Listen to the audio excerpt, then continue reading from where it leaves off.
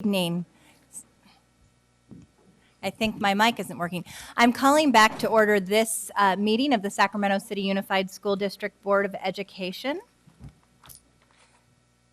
At this time, we are going to we don't have our student member to read the broadcast statement. Actually, Board Member Pritchett, would you be willing to read it tonight?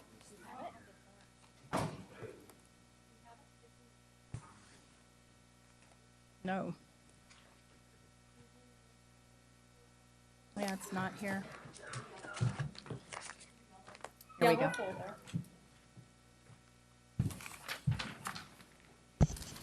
This meeting of the Sacramento City School Board is being recorded in its entirety and will be cablecast on Metro Cable 14, the local government affairs channel on Comcast, Consolidated Communications, and AT&T UVerse. Today's meeting will air Saturday, May 5th at 1 p.m. and Sunday, May 6th at noon, and webcast at www.sacmetrocable.tv. We welcome members of the audience to address the board. Please complete a speaker form located in the back of the community room and give it to our communications representative along with any handouts that you may have for the board prior to the conclusion of the item's presentation. Please speak into the microphone when addressing the board and state your name for the record. Please limit comments during public comment to items that are not on the agenda.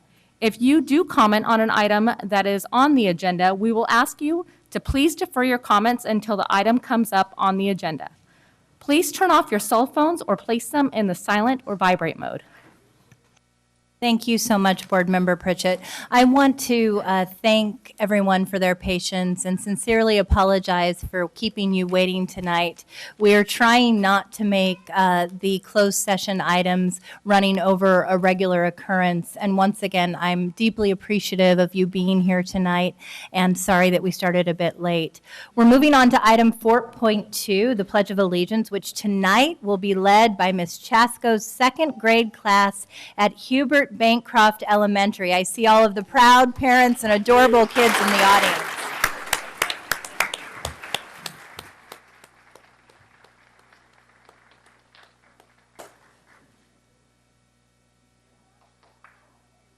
We just do this part and then go home. Yeah. End on On a high note. might take a while.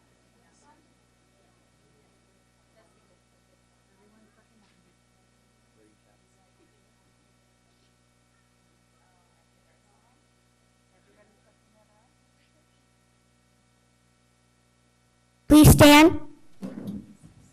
Salute. Pledge.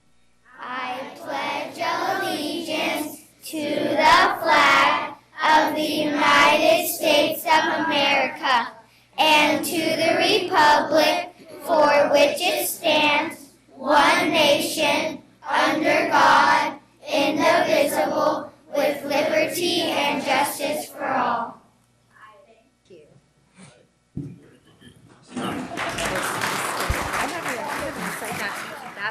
That pace in a long time. Board Member Pritchett has a statement she's going to read. Thank you. Second graders from Hubert Bancroft Elementary School would like to perform the United States song and the Bone song for us tonight. Bancroft celebrated our 50th year last year with an anniversary event at which we had all living former principals, including Bob Davis, Walter Ori, is that correct? Enrique Flores, and more, along with many retired teachers and other staff members. We even had parents attend whose children were in school the very first year that it opened. And I had the pleasure of attending that event as well. It was wonderful. At Bancroft, we celebrate learning through music whenever we can. The state song, a Bancroft tradition, has been taught since the early 90s when our speech teacher's daughter was a music prep teacher. We also know a song about bones, the bones of the body, which is taught to all students each year by Pam Courtney, our famous PE teacher.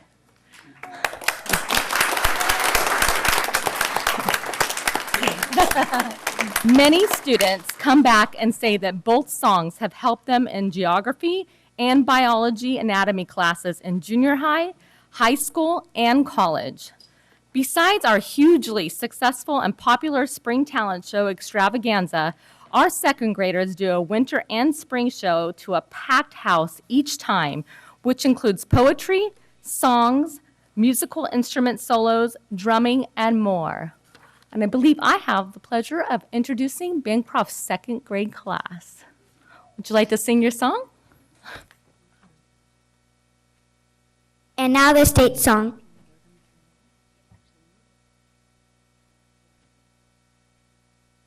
The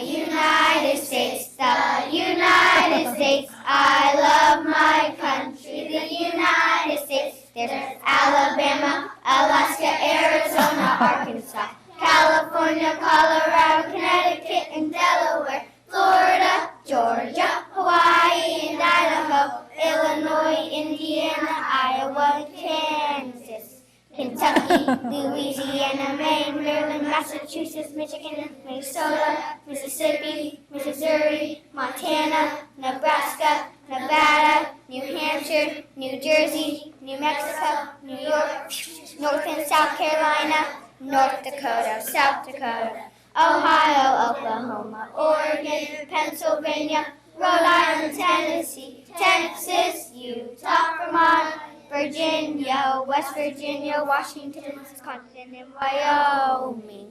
The United States, I love my country, the United States. Yay!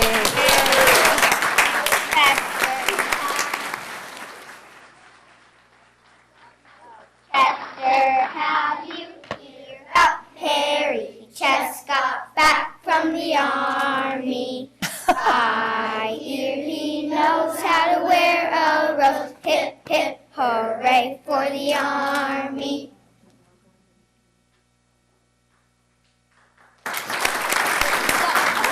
And now we're going to do the bone song.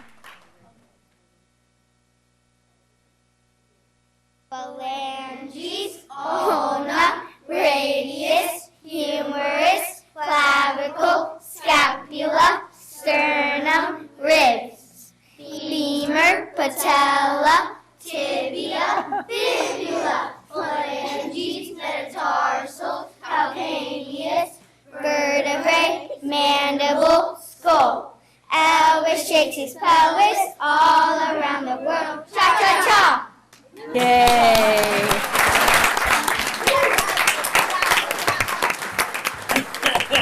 That was wonderful. That was great. That was wonderful. And I may have to just come to your school to learn these songs. I have to just come do a visit. I'm going to come down row in just a moment. We have a wonderful certificate that you could put up maybe in your school office that everyone can see what a wonderful job that you did for us tonight. And I wish we could have every board meeting like this. This is great. We can honestly say you will be the cutest part of our night.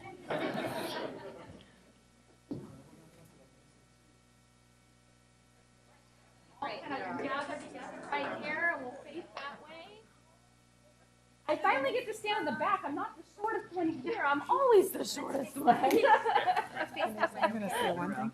And the teachers represented tonight are Ms. Tepley and Chasko and Mr. Howell and Ms. Pam.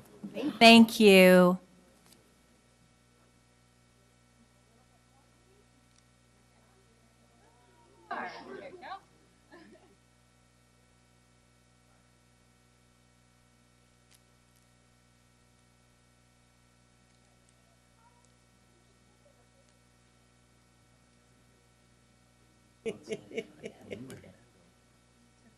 Worry about it.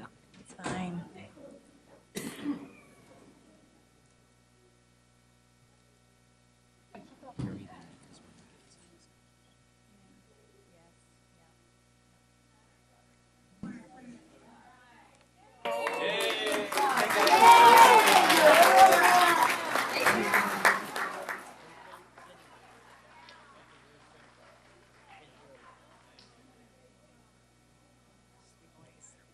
You do. It's like smoking cigars all night.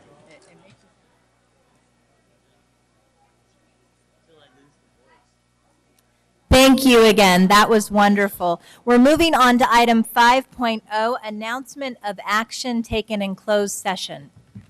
I have none, Madam President, but the superintendent does. Superintendent? Thank you, President Ryan. I'm pleased to announce that the board, by unanimous vote, or by a vote of 6-0, with Board Member Cochran absent and no abstentions, approved the appointment of Mr. John McMeekin as Principal, West Campus High School.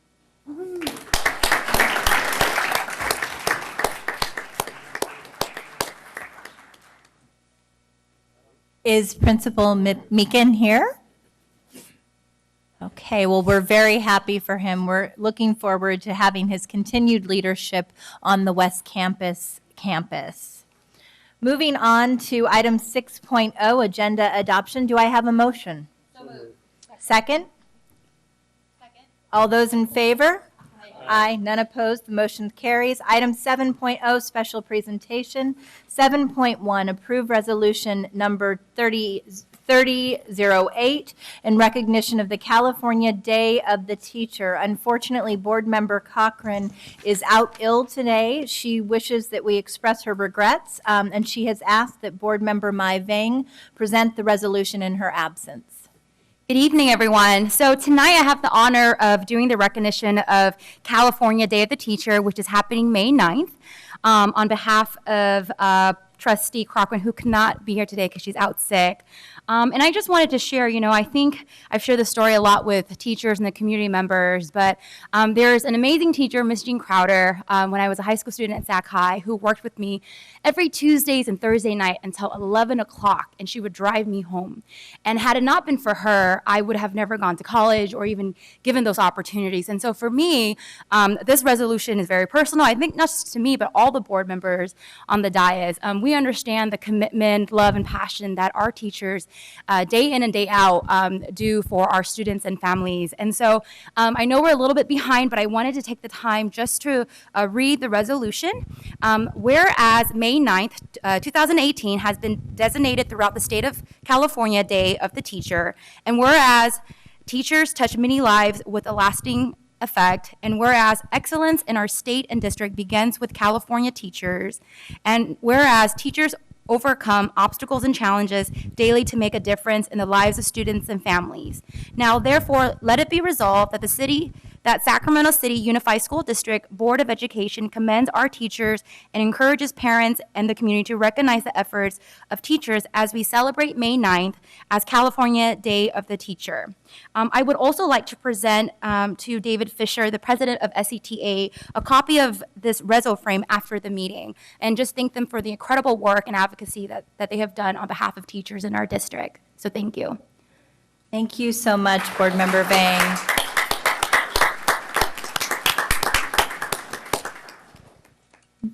David, do you want to come up and receive the resolution and take a picture with Board Member Vang? Thank you. Madam President? Yes, Board Member Wu. Thank you. I move to approve the resolution of 3008 in recognition of California Day of the Teacher. And I will second that. All those in favor? Aye. Any opposed? Wonderful. We are happy that the motion carries. Moving on to Resolution 3009 in recognition of National School Nurse Day, which will be presented by Board Member Pritchett. Thank you, President Ryan.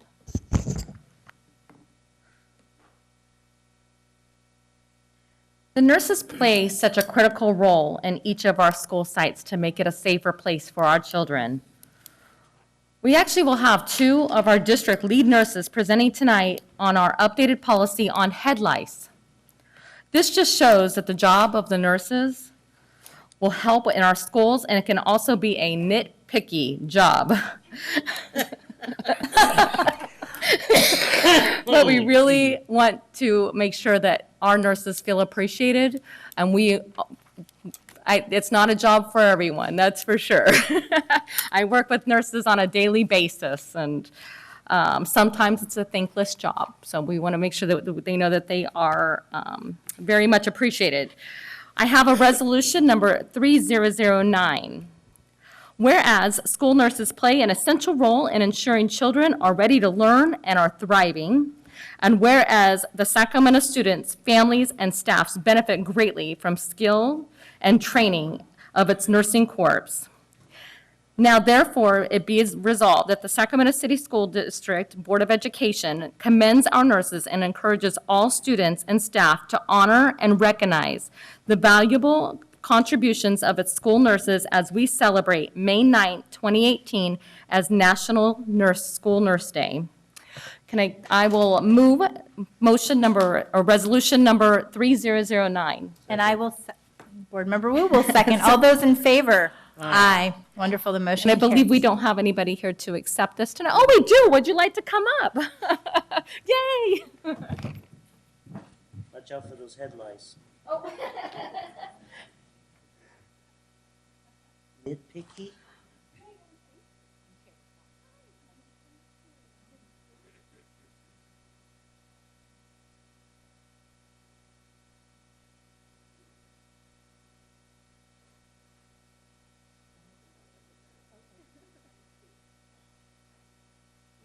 Welcome. Thank you. Thank you for coming out.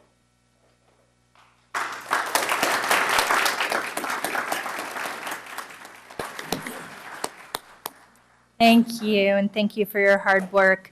We're going to approve resolution number 3010 in recognition of Classified School Employees Week, which will be presented by Member Hanson. Thank you very much. I'm honored to present this on behalf of the board and the district to our classified employees who work directly with students, educators, parents, volunteers, business partners, and our community members. Our classified employees support the smooth operation of offices, the safety and maintenance of our buildings and property, and the safe transportation, healthy nutrition, and direct instruction of our students. And our community depends upon and trusts our classified employees to serve our students. So I think we all recognize their wonderful contributions as well, and would like to move Resolution 3010. All those in favor? Aye. Wonderful, the motion carries. Moving on to item 7.4, approving resolution number 3011 in recognition of National Bike Month, which I will have the honor of presenting tonight. The school district has engaged in a Safe Routes to School effort with some phenomenal partners, including the city and community, in an effort to ensure that we are encouraging health by also encouraging our students to walk and ride their bikes to school. We recognize that in order to do that, we have to make sure that we have safe bike routes to school. And so this is part of promoting those efforts and hoping that we will encourage a district-wide movement in which parents and children will ride their bikes. In recognition of National Bike Month, May 2018, I'll just read a couple things. Whereas the National Bike Month is an opportunity to celebrate the unique power of bicycles and an opportunity to come together with diverse stakeholders to raise awareness and inspire new riders. And whereas the number of bicyclists is growing rapidly from coast to coast, and whereas with growing cultural awareness around health, wellness, sustainability, and economic savings, bicycling is seen as a simple solution to many complex problems. The visibility of bicycling and interest in riding is undeniably on the rise and of tremendous value to our students. I'm going to motion that we adopt this resolution number 3011 and ask for a second. So moved. All those in favor? Aye. And do we have anyone here from our Safe Routes to School? Oh, okay. It's okay. Come on up. And we have public comment on this item. Monica Hernandez. Hi, Monica. Thank you for coming out tonight.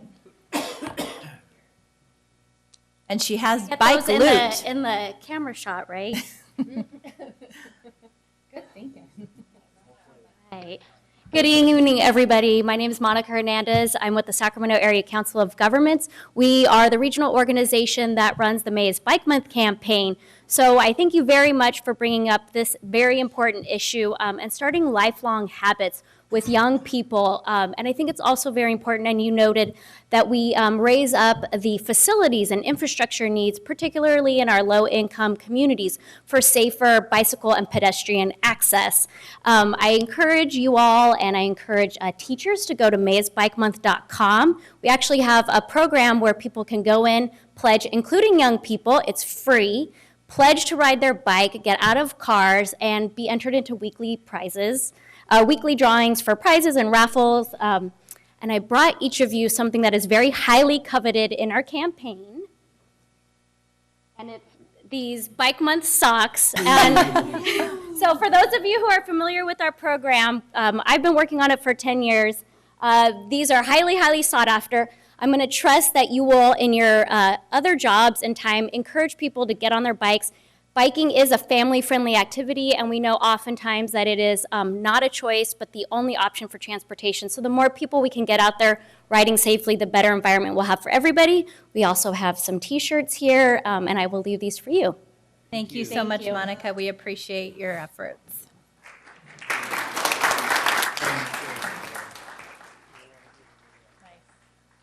And Monica, I have a plaque for you before you take off.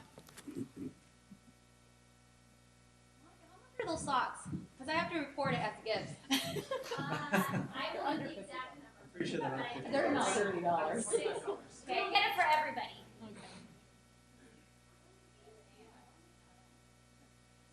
You get to keep them all. If I keep them all, they might be over 50. It's going to take the whole bag. The whole bag might be over $50.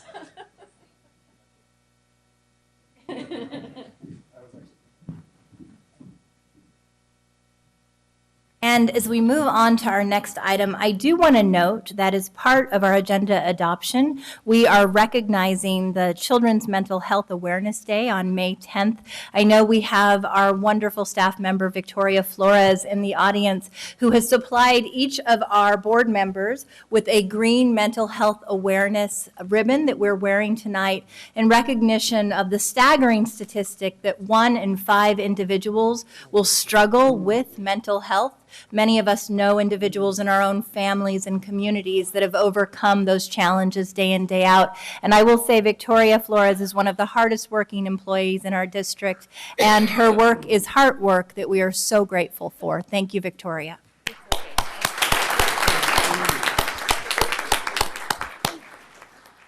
Moving on to item 8.0, public comment. Okay, we have 10 public comments. If you could line up in order, please. First is Karen Sweat, followed by Eric Wiesenthal, Nate Starris, Lori Jablonski, Susan Dabner, Laura Tepley, Jean Chasko, Connie Steinman, and Olivia Hernandez and Andrea Vasquez. Thank you. Before Karen begins, I just want to remind everyone that you each have 2 minutes of public comment, and I want to be respectful and ensure that each of you get to your full 2 minutes and we get through our list of all public commenters. Karen Sweat, Making Sense Work. I applaud the resolution to highlight mental health awareness. I'm keenly aware of the need to provide students with services that address current and, unfortunately, ongoing horrible events in our country and, unfortunately, in our schools. The resolution states we are proud of the many supports and services available that address the needs of our students. Because this service is so critical, it has been requested by our community organization partners in an ongoing way. I wanted to share the information about student supports that is available on the district's website. Again, our wonderful transparency, the position control data report is there. Per the position control data report, there are 32 school psychologists. 1 is at John Morse Therapeutic. 2 appear to split their time between Woodbine and Latata Floyd. Leotata. Thank you. The rest are all connected with a special ed department. I did have here a statement, 32 are not enough to address our students, but I'm going to ask, are 32 enough to address our students after that data that you shared? On the subject of student supports, I want to mention that there is, in fact, an official job description for a bilingual counselor with no specific duties, with specific duties related to English learner students. But according to the Position Control Data Report, there are currently any bilingual counselors. Also, there is no job description, there's no official job description for a restorative justice specialist. So thank you again for highlighting the student supports. Our community organization partners have been asking for increasing these services. A later agenda item tonight is the LCAP, and we'll get to talk about it. Thank you. Thank you so much, Ms. Sweat.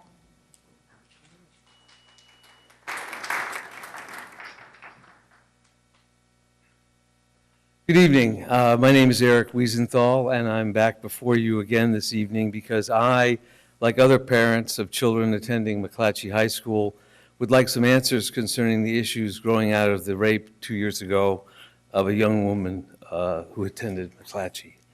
Notice that I did not say alleged rape, and this is because the overwhelming majority of rape victims either never report the incident or worse, are not believed by authorities or are blamed for their actions.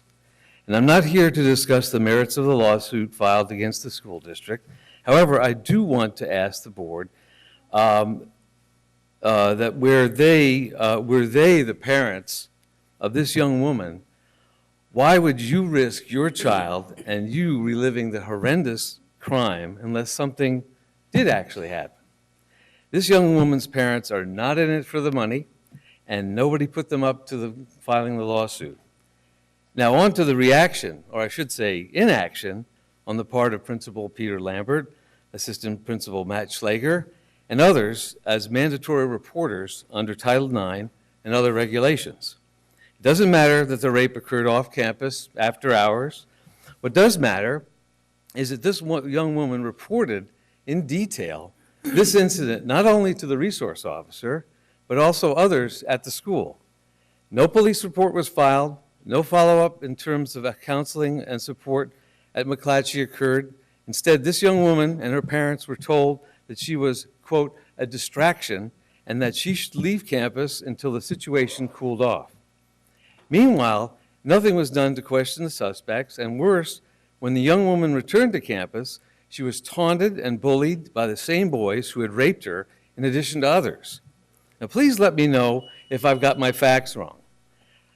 They all come from the articles in the Sacramento Bee, so if there are any untruths or inaccuracies, I suggest that you take those up with Diane Lambert, the reporter who's been covering all of this. What the board and the administration at McClatchy do have to answer for at this time is what is being done to convey the message that there's absolutely zero tolerance for sexual harassment or worse on or off campus, and that resources are available to any girl or boy who needs them. And Can you this needs please to be wrap up done- your comments? Thank you. I'm almost there. I've just got another paragraph. And this needs to be done not by some robocall by Lambert or Schlager. They need to get out of their offices and, if necessary, visit every classroom, not just to lay down the law, but to discuss these issues and be very clear what the law is and what is expected of everyone at McClatchy High School. So this is not a one-day issue. And we are talking about the lives of young people we hold precious in our lives. This is about their families. And finally, this is about our community and the high school that we regard so very highly, and for everyone at McClatchy High School. Thank you for your time this evening. Thank you.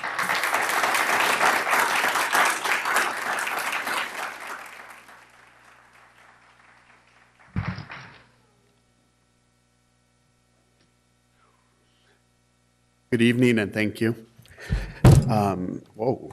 Superintendent Aguilar, Board President Ryan, and members of the Sacramento City Unified School District Board.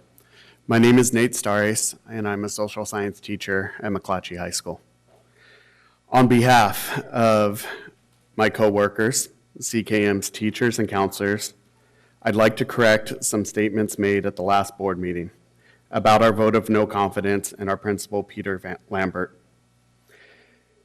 I'd like to first state that this vote was an extraordinary step that came after years of trying to address serious issues at our site with our administration, and then also contacting the district several times for some sort of intervention about the same exact issues.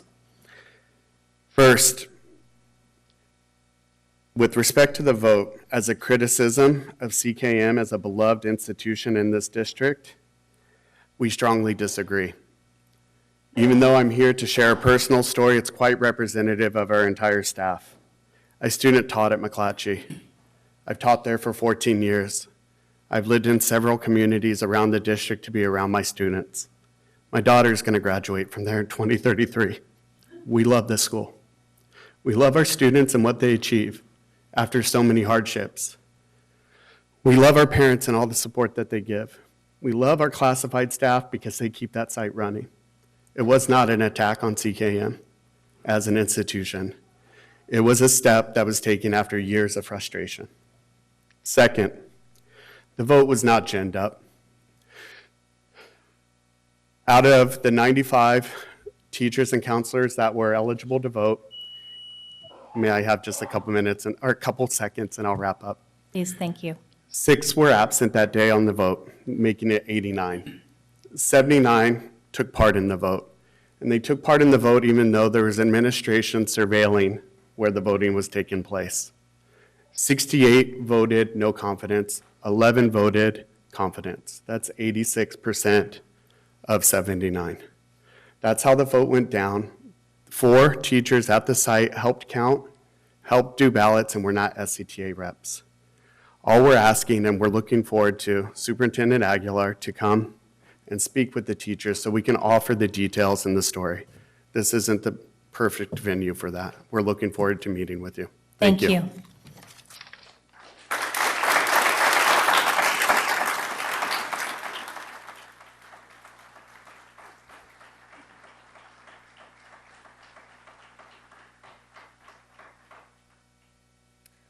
Board members, Superintendent Aguilar, my name is Lori Jablonski, and I'm a McClatchy High School teacher and site union rep. McClatchy is the only school I've ever taught at, 17-year career. I live in the neighborhood. Like Mr. Stares and like all the teachers here, we are deeply committed to this site. We love our students. We love who we work with. And we're here to ask you, Superintendent Aguilar, to listen carefully to what we would hope that maybe you would do here. In the wake of our teachers' overwhelming no confidence vote, the remarks made at the previous board meeting by board member Hansen that challenged not only the integrity of the vote, but the integrity of the teachers at McClatchy. I and at least 25 other teachers emailed you last week, Superintendent Aguilar, asking that you agree to come to school and meet with the entire teaching staff. Thank you for responding to those emails today. You indicated in your response that you would like first to meet with the 26 teachers who emailed you last week, and I believe there's been more emails since then, but I'll take the 26 number. I'm here to request again, though, that you please consider meeting with the entire teaching staff. Mr. Stares gave you the numbers. The overwhelming portion of the teaching staff voted no confidence. And they want to explain to you, our leader, the leader of this district, the reasons why. A meeting of the larger teaching staff, I assure you, will be professional. It'll be focused. It'll be respectful. And it'll be enlightening. I will email you tomorrow to take you up on your offer of scheduling a meeting the week of May 14th. But in the meantime, please reconsider the terms of the meeting and meet with all teachers. Thank you.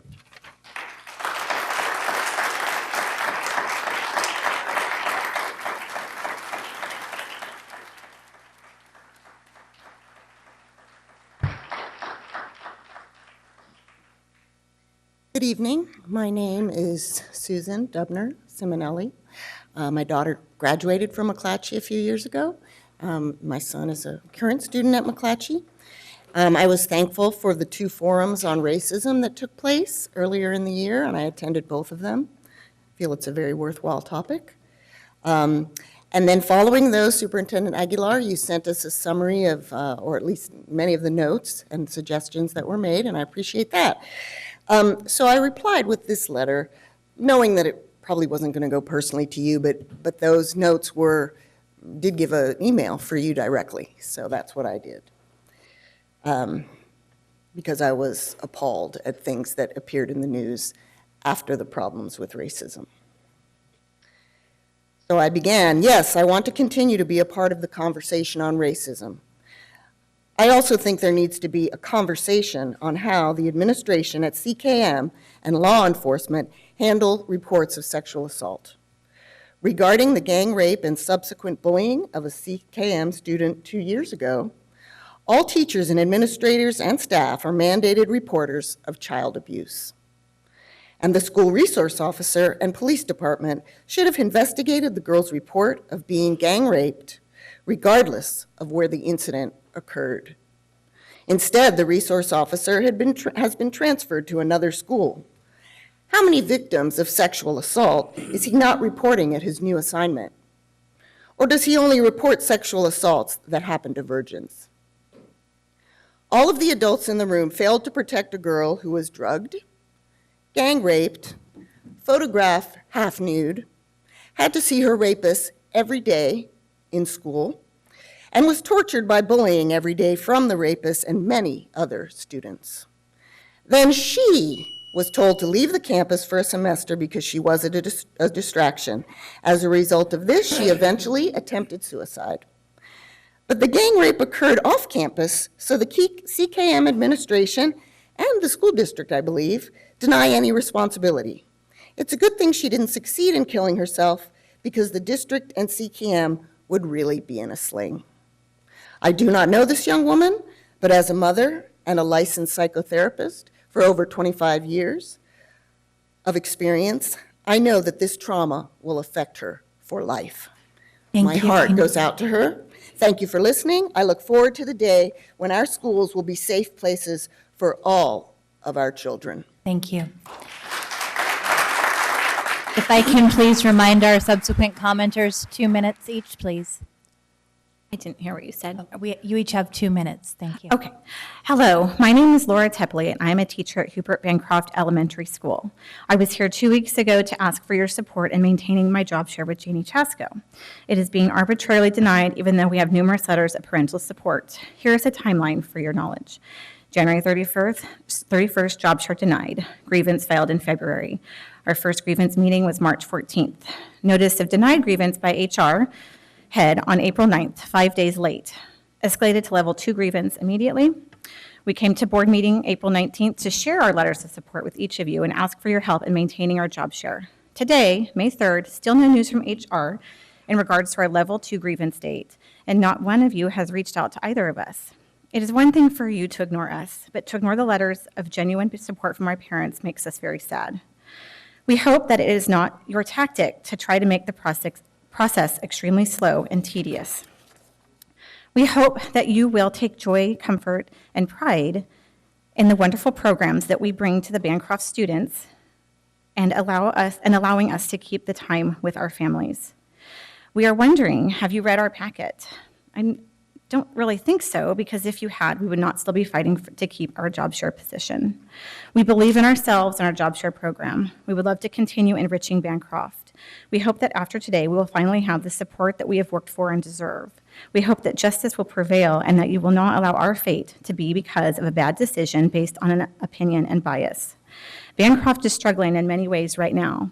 We are a positive part of Bancroft, as shown by our letters of parent support and our wonderful students that were here tonight. It is upsetting that you are allowing a once coveted school to be torn apart. I believe that you are all supposed to be there to help everyone in this district, not just the people you favor. We appreciate your time and still look forward to your support. Thank you. Thank you.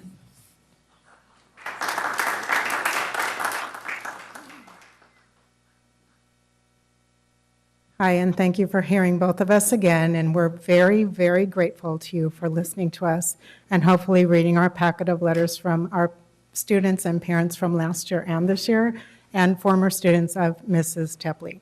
I'm Jeannie Chasko, and this is my 3rd year as a second grade job share position at Bancroft. I was a long time volunteer at Bancroft, Kit Carson, Sacramento High for many years until it closed. My grandparents went to Sacramento High. I am from Dixon, but I moved up to Sacramento, and I've done really nothing but volunteer for schools the whole time, and very, very, very grateful for my job at Bancroft the last 10 years in resource, piano lab, and now the 3 years of second grade. And Mr. Enrique Flores, who's Victoria Flores' husband, was our principal for years, and he was very, very supportive of Mrs. Tepley, and her job shares had been all the other principals before this current one. And I just want to say she's a fantastic teacher, and we make a good team, and we do save the district money because I'm on the very extremely low end of the pay scale, and I don't take benefits, and we work so hard to just make a wonderful program. And as you can see, not all of our students were able to attend tonight from the 2 second grades, but we do a wonderful program, which is going to be on June 1st at 6:30 at Bancroft, and you're all welcome to come. And we inspire the children to learn through music.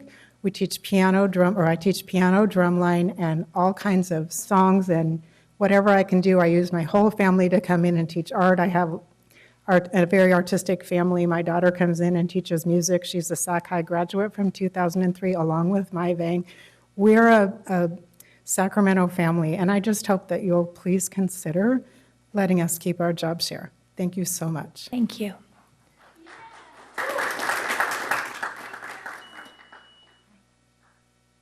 Good evening. I'm Connie Steinman, and I'm at Hiram Johnson High School. I teach American Sign Language. Mr. Kirkland, our principal, he's closing down sign language, and so ASL 1 is not on the course selection sheet this year.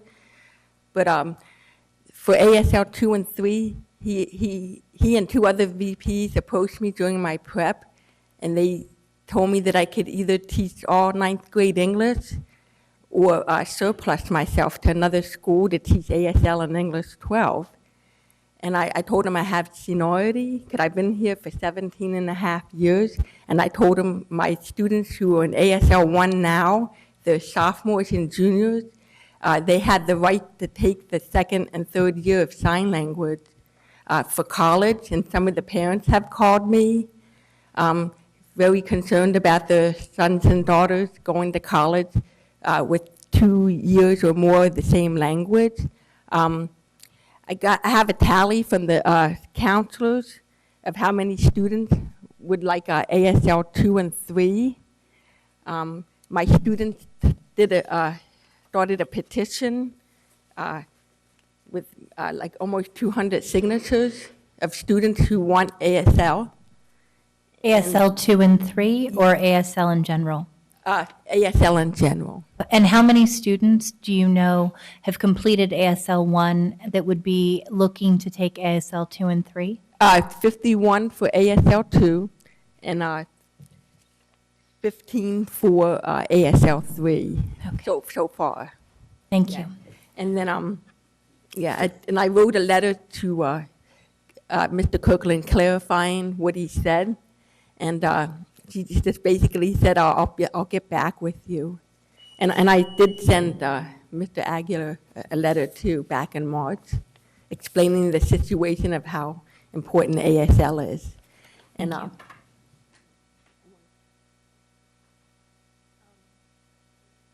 Hi, my name is Andrea Vasquez, and I'm a junior in ASL 1, and I would not like the classes to be taken away because as a special ed student, it is a really an easy language to pick up really fast because there's not most of the language that we have at our school are still hard either way. If you know the language and you grew up speaking it, it's still hard to like get it through your head and focus on it.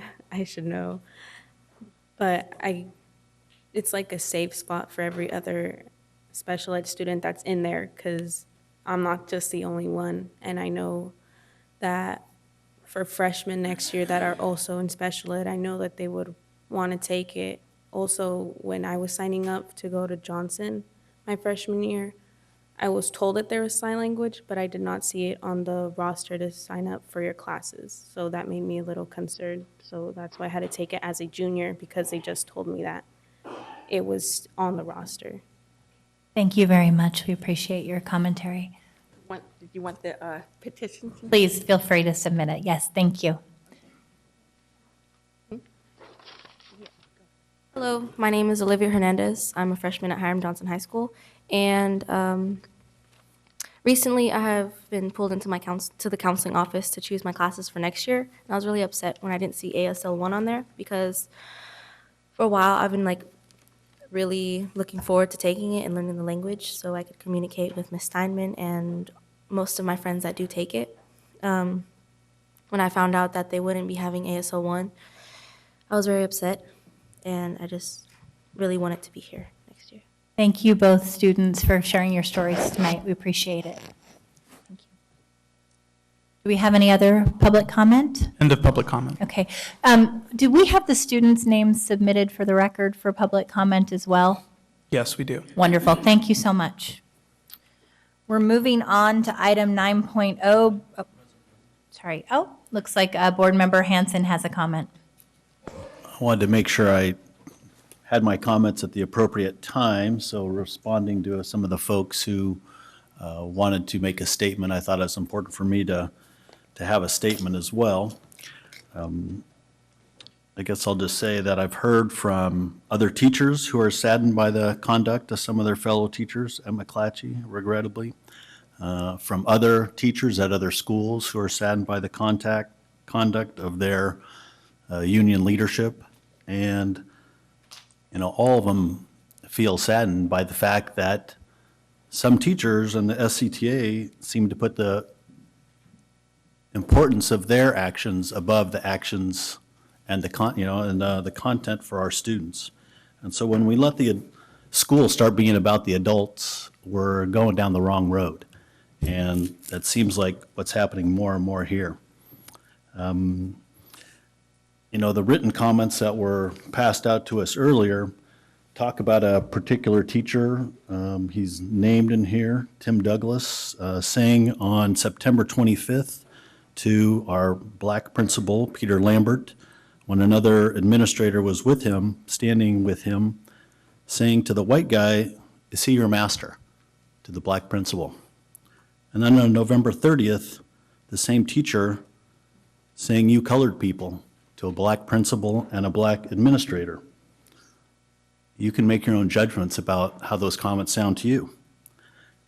Instead of focusing on talking about that, we're talking about other things. It seems to me it could be a diversionary tactic. I don't know why we're even spending time on this instead of talking about increasing graduation rates, instead of focusing on students taking summer class so they can have a chance to do A through G completion.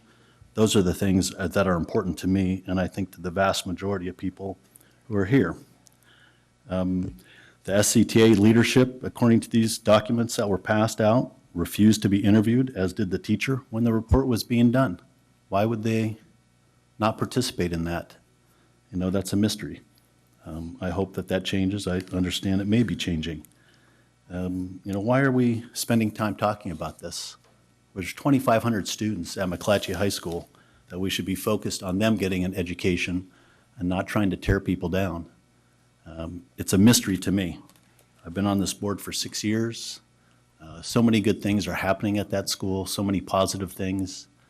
That's what I'd like to see us focusing on and working on. And I hope that we can refocus our attention on our students and put aside the sometimes antics of the adults, and for all of us to be good role models to our students. I think they deserve it, and that's what we should be focused on. Okay, with that, we're closing out public comment on to item 9.0, board workshop/strategic plan and other initiatives. Item 9.1, the 2018-2019 first draft of the local control and accountability plan, which will be presented by our staff members, Vincent Harris and Kathy Morrison.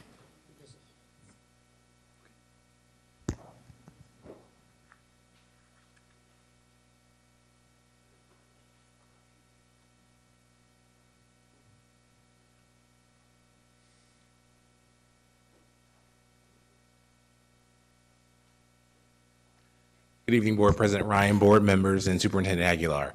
It's my pleasure this evening to present with Kathy Morrison the first draft of the local control and accountability plan. Over the next series of slides, we'll give you some context to the work, and then Kathy will take you into the details as they stand right now. But of course, we're really looking forward to engaging with our stakeholders over the next month or so. So as you know, the Local Control Accountability Plan really breaks into 4 big overarching goals, really around college, career, and life-ready graduates, the notion of building safe environments for our students, empowering our family and community, and operational excellence. All of our work is anchored in disrupting our core value. And so, as we think about the work of the LCAP and what our LCAP will become for our students and community, we know that it will directly address some of the inequities in our system, and we'll look to systematically correct them. And so it speaks to the power of our core value in terms of making sure that we look to interrupt inequities to level the playing field. One of the key strategic preconditions for that is our equity, access, and social justice guiding principle. And so you'll see, particularly as we refine the LCAP over this next month, opportunities to see how things come to life in terms of creating the greatest number of post-secondary choices from the widest array of options.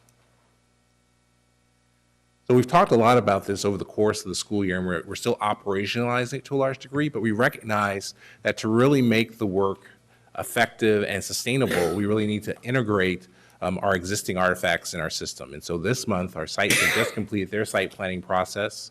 That will directly support the LCAP development process. And then all of this will be informed by our Performance and Targeted Action Index. And then summatively, we'll see all of these things then reflected in the budget proposal that you'll see coming in June. And so this is really the work of the whole school year. This is actually an opportunity for us to bring this work together in a systemic and strategic way so that you can see how the LCAP, our site plans, and then budget are all synchronized, but fully wrapped around our equity, access, and social justice theory of change. This graphic continues to really be one way that we anchor our work. And so you heard in last board meeting, we really spoke to the tenant feature of it. The LCAP, of course, will feature the notion of not just the tenants coming together, but this notion of really extending and interrupting the tenants working together very collaboratively so that we can create endless opportunities for our students and really make the guiding principle come to life. So in terms of the basic timing of our development process, you'll see, as Kathy shared with you previously in the LCAP update, we're basically following the guidance from the County Office of Education. We basically are coming to you now with the first draft. Really the intensive work of the next month will be to get feedback and refine. And then, of course, as we build towards the actual budget adoption that will take place in June, where again, we'll bring together the LCAP, but also what is surfaced in our site planning process through our SIPSAs. And then, of course, all of that will be anchored in the budgets. And then, of course, our submission to SCOE or Sacramento County Office of Education on July 1st. So in terms of this integration, really the timetable is really, as I mentioned previously, end of April was kind of an important milestone for all of our site planning. Now we're actually, as a central office team, looking to make coherence checks in terms of the site plans submitted, and then really making sure those site plans are anchored in student data, student needs, and then looking to make sure we can bring full alignment with our SIPSAs to district LCAP goals, and then building capacity to then do ongoing monitoring to make sure that we're tracking for success. And then obviously then all of this work will be, again, manifested in our budget development process. So with that, I'll turn it over to Kathy now, and she'll take you through the actual details of our LCAP at this point in the process.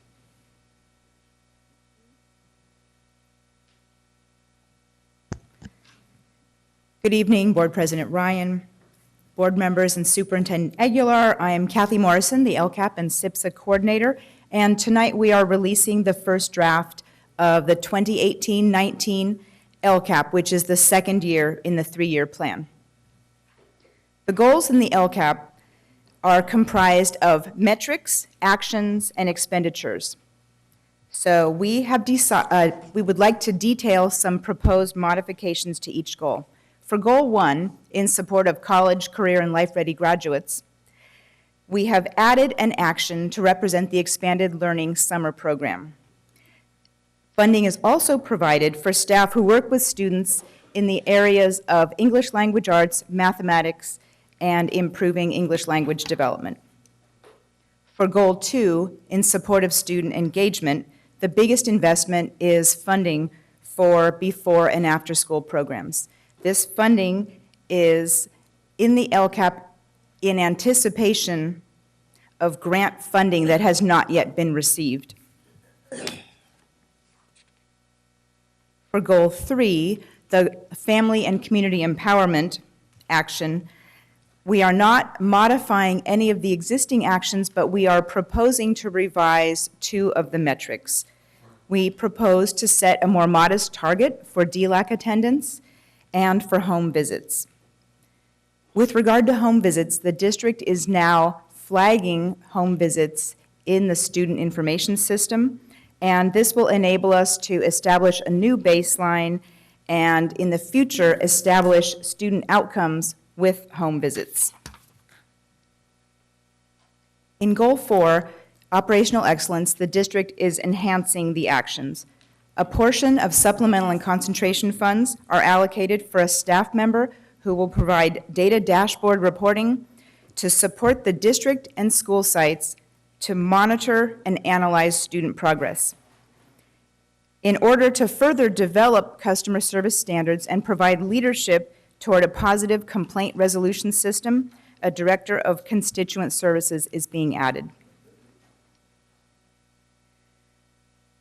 So as we have said, the first draft LCAP is posted online for community review and feedback prior to the June 7th public hearing. Because the full document stands right now at 170 pages, we have also posted it in sections so that interested parties can read the sections they are most interested in.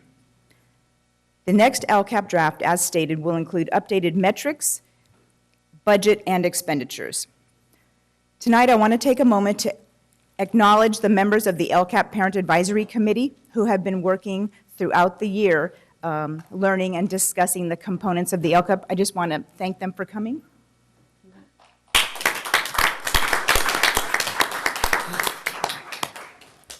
Our next meeting is May 14th, and the committee will begin to write their comments for the superintendent to read on the draft, on their perception of the draft LCAP, and we anticipate those comments will be provided to the superintendent and board prior to May 31st. The district plans many opportunities for the community to provide feedback.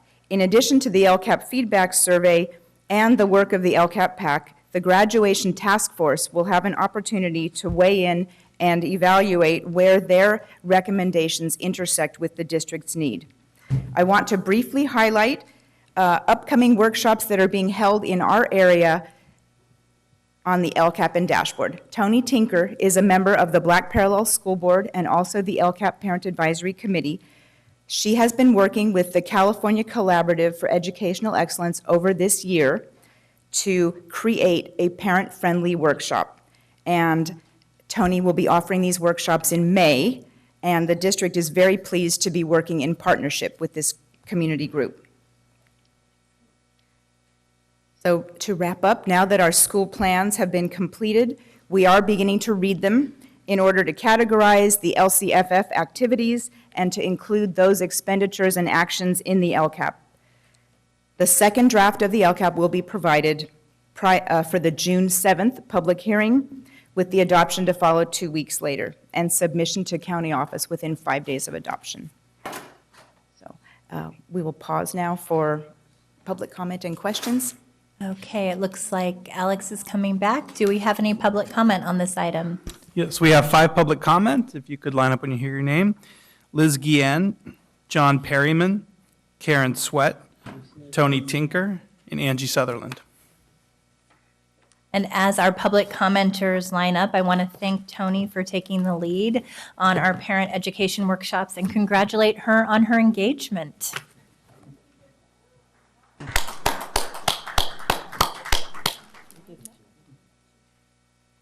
Good evening, board members, superintendent. I'm Liz Guillen with Public Advocates. I have to say that Kathy Morrison always improves on this, and this year is no different. So the LCAP just gets better and better. And what I also like is that Kathy reaches out to community to check on different aspects of the LCAP. Having said that, I'm sorry to see that Kathy is still pretty much doing it on her own. I think she does have some staff, but not very much. And I think that is a big problem for the district in that it tends to get siloed. And it really needs to be part of the continuous improvement process that every department, every leader in the district needs to be thinking about. So for example, just at the school site level, we know that there will be funds sent down to school sites specifically for the school site councils to address. Kathy correctly states part of the rule around school site use of supplemental and concentration dollars. If 40% or more of the students at the school site are unduplicated, in other words, low-income English learners and foster youth, those funds have to be principally directed and effective in meeting the needs of those students. If that percentage of students at the school is less than, that standard is higher. It's almost like a targeted use, principally directed and most effective. And so that's the kind of alignment that really needs to happen. It's great that there is a push for alignment. That is required under LCFF, and it's good to see that happening. I'll be talking more with Kathy and the LCAP about our concerns, and probably in writing. Thanks. Thank you, Liz. We appreciate your thoughtful comments.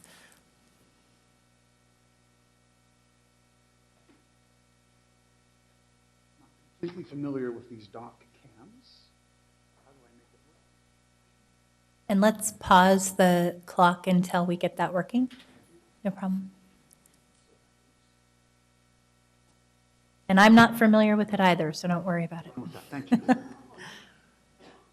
So, ladies and gentlemen of the board, thanks for listening to me. I'm John Perryman, a Sacramento citizen and a teacher at Luther Burbank High School. I'm sort of jumping the gun on public comment on the LCAP draft plan because I'm concerned about philosophy. This statement appears at the start, and it is legally correct, that you have the option of using supplemental and concentration grant monies for district-wide expenditures. But as I track the effect of that at a 100% targeted population like at Luther Burbank High School, the effect is significant. So I made a graph using school site plans of how much money we've been receiving from categorical. Probably can't read the graph again, not so great at that thing. But you can see a direct downward trend in the money that we receive. Now this graph is deceptive for a couple reasons. It doesn't include centralized spending. A lot of that money is spent centrally, but I have no way to tell whether it reaches my students. We have about 1,800 students out of a population of 41,000, 68% targeted. We should be receiving somewhere around here, about 2.6 million in services to our student population. I can only document 500,000. I can't tell. So those centralized services, psychologists and social workers, might be very effective. Can't tell from anything in district documentation whether my kids receive it. That's also where the philosophy hits. It's also possible that money is being shifted to wealthier students in wealthy neighborhoods because you're spending it district-wide. Now, the other reason this graph is deceptive, we're getting more money, primarily from an increase in Title I funds. And I saw shifts up there in the plan. If you're eliminating centralized spending in Title I money, that's a good thing. If you're giving us more Title I money by taking it from other poor kids, that's the wrong thing to do. Thank you. I appreciate your comments. Ms. Sweat.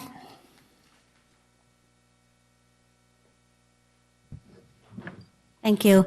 Karen Sweat, Making Sense Work. The LCAP that was on the board agenda is primarily made up of LCFF base, SUP, and cons, and Title I, and a SIG grant. In addition, and beyond that, there are 118 little pots of money, and some of them are not so little. And I went through and looked at all of them.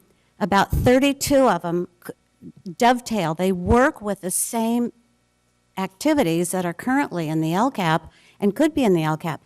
And it seems to me that the LCAP committee should look at all of the revenue in the general fund and consider using some of these other pots of money, and I would be happy to help with that. Thank you so much, Ms. Sweat. We appreciate your time.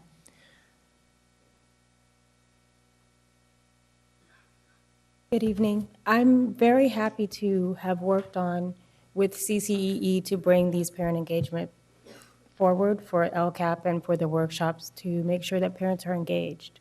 However, I do not want these to be used as parent engagement for feedback about this LCAP. The parents that I'm going to be working with are at the bottom level of their knowledge of an LCAP. They don't even know that an LCAP, a dashboard, exist. We are going to be starting from level A, 101. This actually exists. The other thing is that I thoroughly look at the LCAP because that's part of what you've asked me to do as a parent. And as a parent, of Black children, I still don't see my children reflected in the dollars that are being spent. While we talk about aligning the SIPSAs together, a lot of times those sites don't even know what their children need to begin with. They're putting kids in the back of the room. We're still talking about why did the Black kids sit in the back of the room in the schools? So how is it that they are going to tell you what needs to be done and what needs to be aligned when they themselves don't know? The only things that I want to make very clear in this LCAP is that I push hard for this district to do the right things. I think we have a good superintendent who is pushing us in the right directions. I think you're listening to the community, but still looking outside of the community. These came from inside of your community because I pushed and I talked and I didn't stop talking until somebody did something and helped me to do that. I did a book for this district highlighting summer schools and freedom schools in this district, and nobody helped me but CBOs. So I think that you really need to think about your dollars in your LCAP and look at from within and look at the things that really need to be tracked for these dollars because we're still not seeing our children reflected in those dollars. Thank you, Ms. Thank you. Tinker. Ms. Sutherland. Hello, everyone. I'm Angie Sutherland. I'm a parent in the district.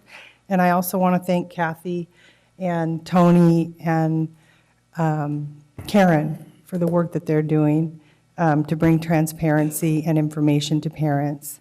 Kathy just emailed me. I haven't looked everything over yet because it's a very long document.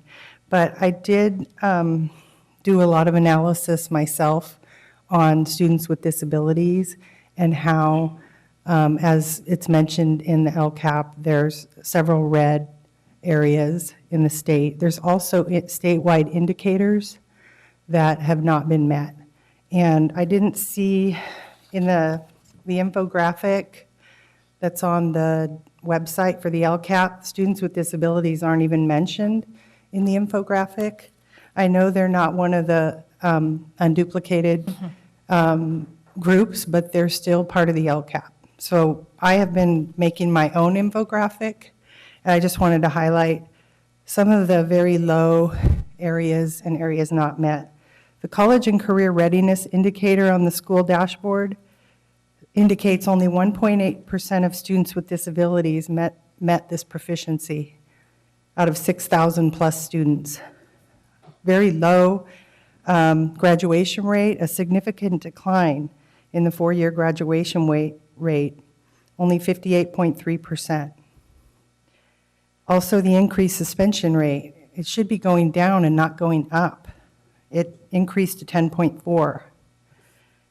Achievement in language arts, I'm referring to the annual performance report measures, which are from 2015-16, so they're a little older, but not met. Math, not met. Students in separate schools, for least restrictive environment, not met. All preschool outcomes are well below state targets, not met. Children from birth to 2 who come into special education, not met in Angie, their would you assessments. submit that infographic and those I statistics that will. you're sharing this evening? And If then you can please. appropriate secondary transition goals and services for youth, not met. Low post-school outcomes, that's the number of students that are either in higher education or competitively employed after high school, not met. Thank you, Angie. I appreciate your comments. I request that the district please include this kind of information on the school on the dashboard. Thank you, Angie. I appreciate that. At this time, we're going to take comments and questions from board members. I want to begin with a couple questions of my own that I have that speak specifically to some comments that were raised by both Tony Tinker and Angie Sutherland. Earlier, in a conversation I had with our superintendent and board members, I expressed some grave concerns around the lack of progress that we've seen and intentionality and focus on meeting the needs of our special education population and our African American population, recognizing that they are the lowest performing subgroups in Sac City Unified, and that we have data that shows that while we have not only not met graduation rates as they have increased across the state, we have seen the most really troubling states of decline for our special education student population and our African American student population. So I would like to know in this LCAP draft plan how specifically we are targeting resources for those two subgroups that are by all measures slipping through the cracks. And Kathy, correct me if I'm wrong, we're still putting things in. So I think to your point, Board President Ryan, that's something we'll take back as feedback to make sure that that's incorporated, because we don't have the specific plan necessarily developed at this stage of the front end of the process. Has that been a focal area, though, of what you Yes. were looking at, including in what we get sent to us next as the drafts take shape? I wanted to share that, in particular, those groups have caused our district to be identified for technical assistance, and we have begun to look at the disparities and identifying the problem areas in the plan summary. So that's one piece that is done, but the actual plan is being developed. So I know that we have some staff expertise, but we also have some real community expertise on the LCAP Parent Advisory Committee. I would love to see that utilized to full capacity, and I don't want any surprises at our next board meeting on this LCAP. I would like to share that it's not just my interest, but the will of the board that we see a very strategic focus that shows real direction towards addressing the needs of those student subgroups. And we're in concurrence with you, Board President Ryan. I will mention that, one of the ways we're trying to be intentional is actually the Grad Task Force in its spring work has actually called out targeted subgroups, foster youth, special education students, and African American students. And so as we look at the Graduation Task Force recommendations, that's actually another place where we're getting community voice about targeting those subgroups. Wonderful. I'd also like to see the infographic adjusted to figure out a way to address some of the feedback we received today. We have a question or comment from Board Member Vice President Wu. Board Member and Vice President. Thank you. To piggyback on President Ryan's comments, I see modifications made to the goals, and they anticipate particular outcomes. For example, looking at Goal 1, the Expanded Learning Summer Program, we've heard a lot about that. We are enrolling 4,300 students this summer for the Expanded Learning Program, Summer Learning Program, and we're expecting outcomes. What we don't have is, and I see that, we're spending $2.5 million from our general fund and almost $2 million from LCFF, is part of the, thank you, a part of the purpose of the LCFF money is to identify targeted groups and then also identify expected outcomes. And what I haven't seen yet is, while we're making these modifications and we're identifying money for it, I don't see an articulation of how much of that money will go to targeted groups. So that's kind of piggyback to what Member Ryan has articulated. But even more so, what do we expect as the expected outcome? Because that will end up on our dashboard, whether or not we get a blue or a green or a yellow or a red or orange. So I'd like to see that as we move forward as well. Thank you. Any other board member comments? Okay. Thank you so much. There are none. We appreciate your time and your hard work. We're moving on to item 9.2. So I guess, Vincent, you get a chance to stay up here with us a bit longer. True. An update on SAT Day administration, which will be done by yourself and Kari Hanson Smith is joining me, not so much for the full presentation, but she's actually led the work with the PSAT Day. And so depending on some of your questions, there may be an opportunity to talk about both. This is a relatively short presentation because we're just simply giving you some of the highlights. But I think what's important about this presentation is there's really two, I'll say, big slides in it that speak to some of the pipeline work, which really ties to the work that Kari's led in terms of really using things like the PSAT, SAT as ways to really get into deeper conversations and really tying back to your earlier comments, Board President Ryan, about how are we going to really change conditions for students in terms of enabling all of our students to be successful. And so I'll take you briefly through the SAT Day as a point of seeing an idea come to life within the district, but there's definitely more to come. And so Kari's with me really just to give an opportunity to respond to maybe to some technical questions, but actually we'll be back potentially before the end of the school year to actually give you even more of a pipeline conversation as we're bringing to life these important tests for our students and really utilizing them as a way to monitor and then effectively build their capacities to be grade level ready and then obviously be college and career ready. So with that, I'll just jump into the presentation.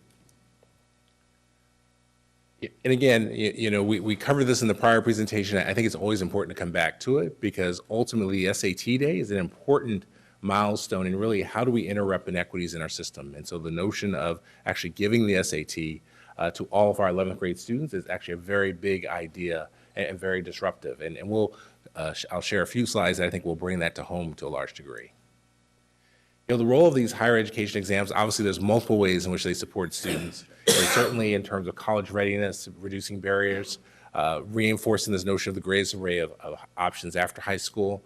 And certainly as we use it within our system, it allows us to build a college-going pipeline in terms of using those results to really deconstruct and better understand how our students are performing, but also using it as an opportunity of a cycle of continuous improvement for the district itself, for us to reflect, particularly where our students demonstrate gaps. Briefly, this slide is meant to just give a summative view of both the SAT and ACT, because in this context, we kind of are agnostic in that we look at both exams as both opportunities for our students to demonstrate college readiness. As you'll see from the slide, there's obviously some differences between the two, but in the broadest sense, they both are recognized nationally as very important ways in which students are able to demonstrate their readiness, if you will, for the college experience. So our purpose of our SAT Day, and this is where we come back to the core value, come back to how do we interrupt inequities in our system. One thing is ensuring all of our juniors in attendance that day took the SAT, providing the SAT at no cost. I mean, obviously, you'll see in a moment, as a district, there was a cost, but for the students and their families, there was no cost, and then actually activating those results. And so you can see the last two bullets refer to opportunities with the Khan Academy, and then also, ultimately, College Board itself as a partner was able to give us resources in terms of 2 or free additional times, and the waiver in terms of sending scores to the students' preferred colleges and universities. So the basic logistics of the day were actually pretty involved, and again, Kari can kind of give you the historical perspective as we've done this with the PSAT, but this is really an important slide simply because it recognizes, and ultimately really the front and center, just how much effort within our system went into play to make SAT Day come to life. And really our sites carried a significant amount of the work in terms of changing bell schedules, making sure we had appropriate coverage, and then also from a central office perspective, there were several roles, several departments that played a strategic role in terms of making sure that the SAT Day was implemented with fidelity. And then obviously you can see here in terms of communicating with our parents, and then just the basic logistics of making sure that our students had could show that, be ready with their best selves, if you will, in terms of the nutritional aspect as well. In terms of the overview, this just gives you the vital facts in terms of the time required. As we think about the SAT day and in terms of what's next, students actually will start receiving some of the results May 3rd, and then as a district, by May 11th, we'll actually have an opportunity to start looking through the results as well. This gives us an opportunity to, again, come back to the pipeline conversation, use that data to inform opportunities for us as a system to reflect and support our students. This is probably ultimately the most important slide in the presentation for this evening, because what it attempts to do is demonstrate the impact of what SAT Day can mean for our students. And so you'll see it disaggregates 2 grade levels of SAT course taking 12th graders and 11th graders. As you look to the far right, you can see that basically at the end of the junior year of our current 12th graders, about 19% had an SAT score. As you look at our seniors this year, about 41% have an existing SAT score. The promise of an SAT day is that we really are looking to shift that number to something that's much more significant. Obviously the greatest aspiration is 100%, but when we look at this slide next year, the affirmation will be we'll see a substantial percentage increase in terms of our next year's seniors having an SAT score because of the opportunity that SAT day provided. And that's really the disruptive element of what this SAT day means for our students. And ultimately gives us a lot more information as we think about target populations of students, special education students, African American students, foster students, English learner students. We will have more information about all of our students. And it's important to note with our SAT day, there were accommodations given for special education students. So as we think about student success, there were extended time opportunities and other accommodations given for special education students. And then also for English learner students, there are some language supports as well in terms of the testing directions. And so recognizing that in doing this, we know that one approach doesn't fit all. And so we definitely were very in tune with best practice in terms of accommodations for our students. We'll send those slides to you. Something went wrong. But we will send that information. Basically, those slides you got them on your. All right, perfect. So you all have it in your presentation. I apologize to the public. Basically, what those slides were meant to do was just show the opportunity. I think this really does come back to the ongoing direction from the board, is that there is no filter to a large degree for the students taking the SAT day. We had off-track students, we had subject borderline students. To the board's point, and we definitely hear you in terms of the LCAP, we'll be looking to make all student groups visible. But SAT Day was one of those things that we did apply across the board to all of our student groups. So it wasn't just for the students who are on track. It wasn't just for subject borderline. It wasn't, off-track students weren't excluded. Those slides were meant to affirm this notion that in terms of disrupting inequities in our system, the first stage in access is making sure there's an element of access for all. And basically those were disaggregated views of access for all. And so with that, I'll end there. But there's a promise here that I think it's really important for us as a system to continue to cultivate. And then again, we'll be back to talk about how these testing results actually will inform the pipeline of success for our students going forward. Wonderful. At this time, we're going to take public comment. Do we have any public comment on this item? No public comment. Do we have any board member comment? Board member Minnick. Thank you, President Ryan.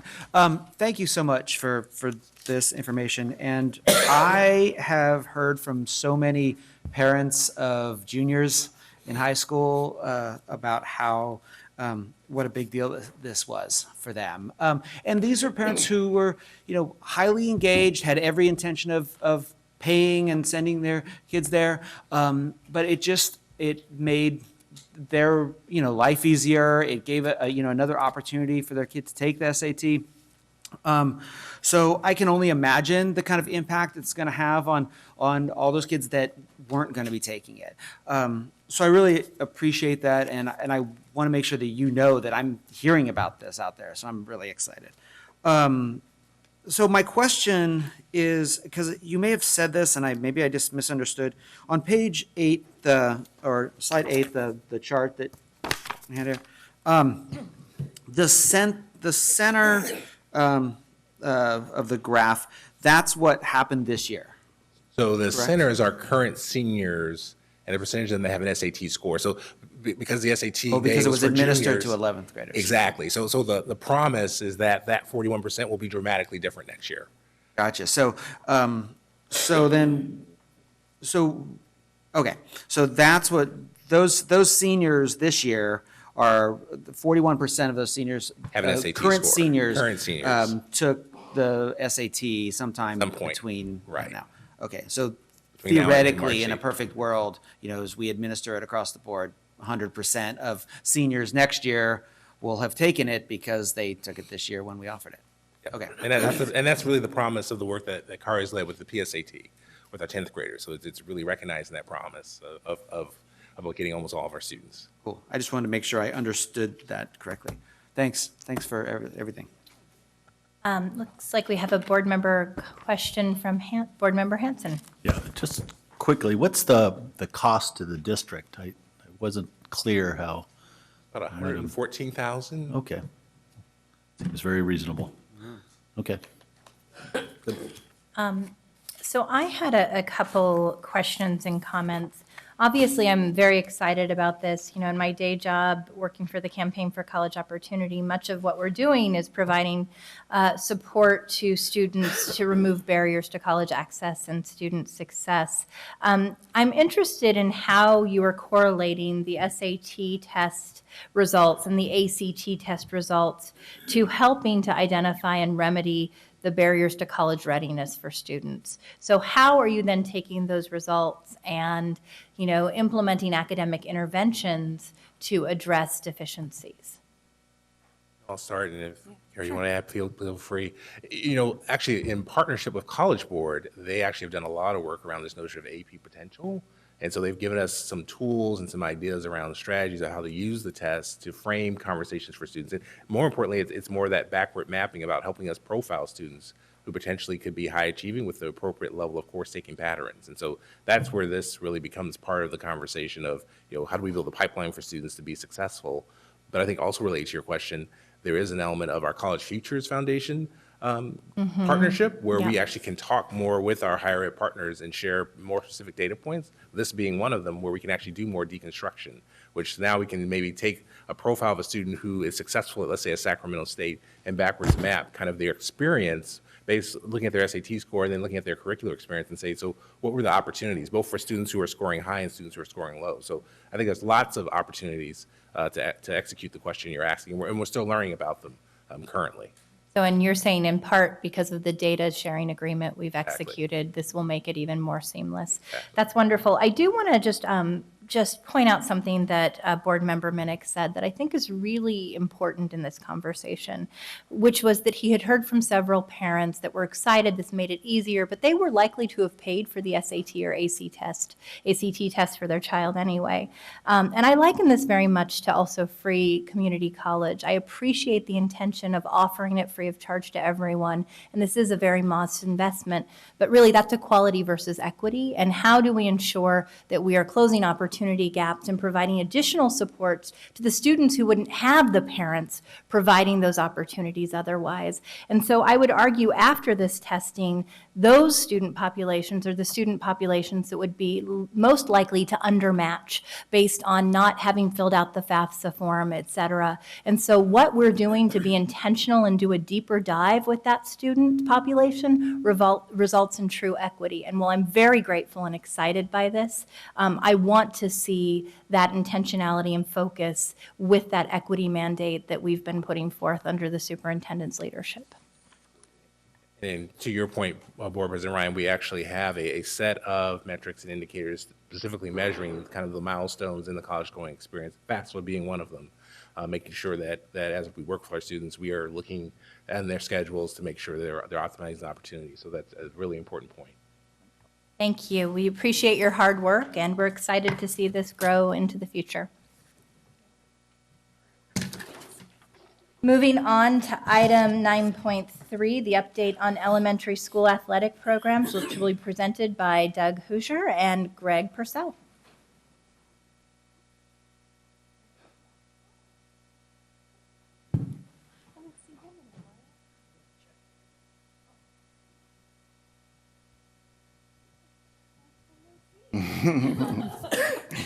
All right, good evening, Board President Ryan, Superintendent Aguilar, members of the board. My name is Doug Husher, Assistant Superintendent of Student Services, and I am pleased to have Greg Purcell, our District Athletic Director, joining us tonight. As you might know, our AD, John Smith, retired in January, did a great job serving our district. Greg came along in September, started learning from him, and then in January assumed his new role. He's very much flourished in that role, really been impressed with his, looking at his vision toward athletics, collaboration, and really developing a proposal tonight that's very, very thoughtful. This proposal really builds on skill development of all kids, engagement and healthy living, and developing a sense of teamwork. And these are all attributes we know that contribute to a whole child.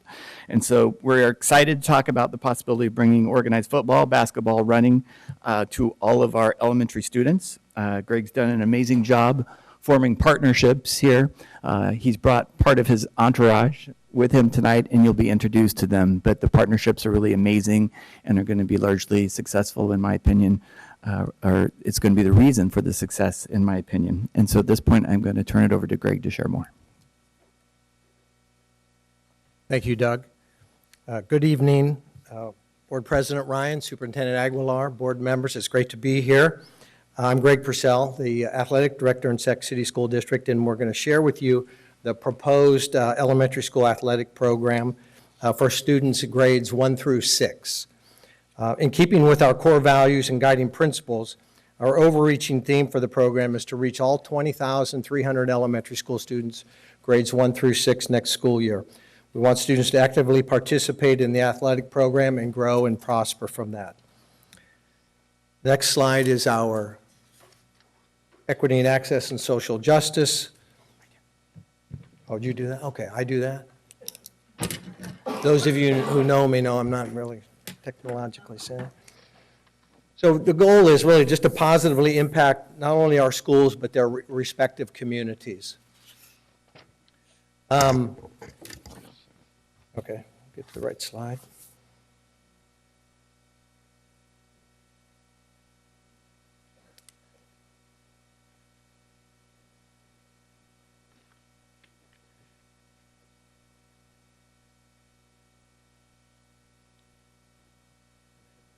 More.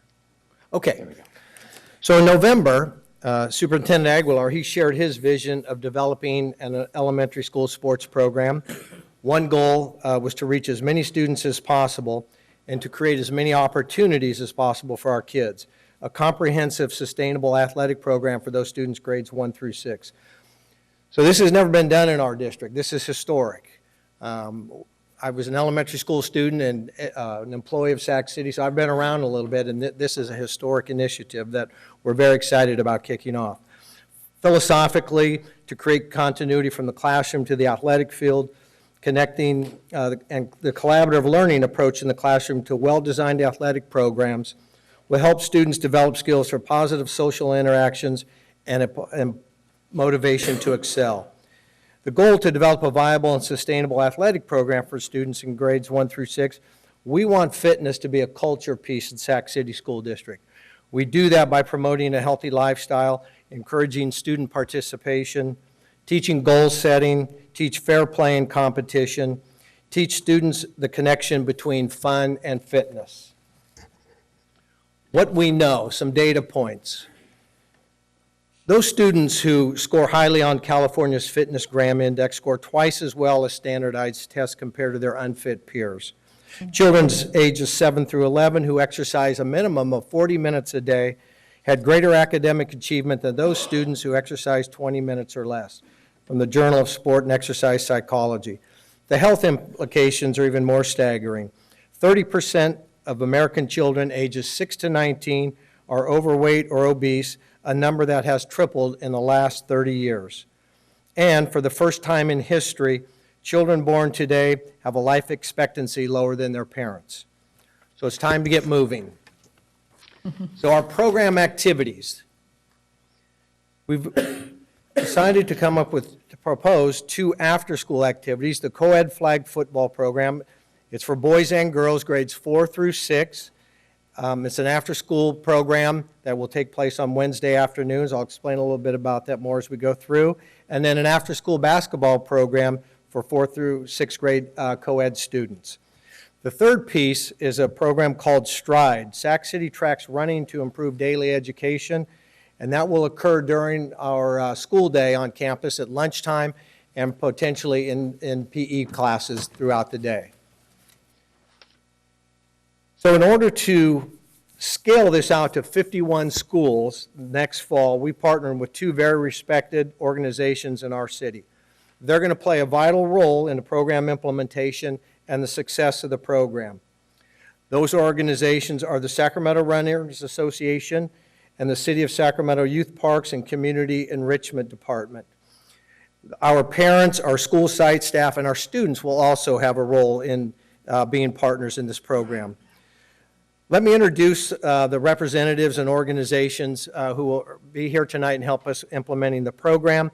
From the Sacramento Runners Association is Executive Director Scott Abbott, please stand, and Assistant Executive Director Ellen Moore. Ellen is one of our Sac City parents as well. From the City of Sacramento, we've had 3 people that we've been working with, 2 that couldn't be here tonight, Kim Moeller and Shannon Brown. But Erica Kashiri, who's been very instrumental in getting us started with this, she's works in the mayor's office, and we're going to partner with her and get some students out of the 1,000 Strong program to help support the program as well. So Erica is going to be another vital partner. The city is also helping us to staff this with 6 ambassadors and 2 commissioners that are going to oversee the implementation and support of the program. You'll understand the roles a little bit better as we go through the presentation, but I'd really like to introduce them as well. The gentleman who's going to oversee our flag football program is another community member, has children at Kennedy High School. He's Anthony Jones, the commissioner of flag football. And Stephen Bunch, who was a student of mine at Susan B. Anthony Elementary School back in the day. He's a Bobcat. Stephen will be the commissioner of our basketball program.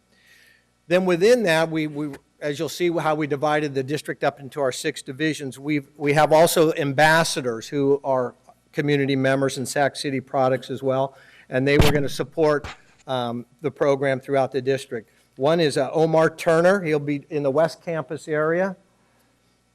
Jeff Nash, he's not only Kennedy, I think he's a Kennedy alumni. He's going to be in the Kennedy area. Gary Birdsong couldn't make it tonight, though. He's the assistant baseball coach. He's a retired UC Davis graduate, and he's assistant baseball coach at Burbank. He's going to take the Burbank area. And Antoine Simmons.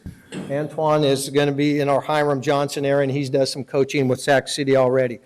We're still looking for 2 ambassadors for our Rosemont and C.K. McClatchy area. We have some people that we're going to be connecting with, but I know when we met with our principals yesterday, they're going to share some ideas also about getting those people on board.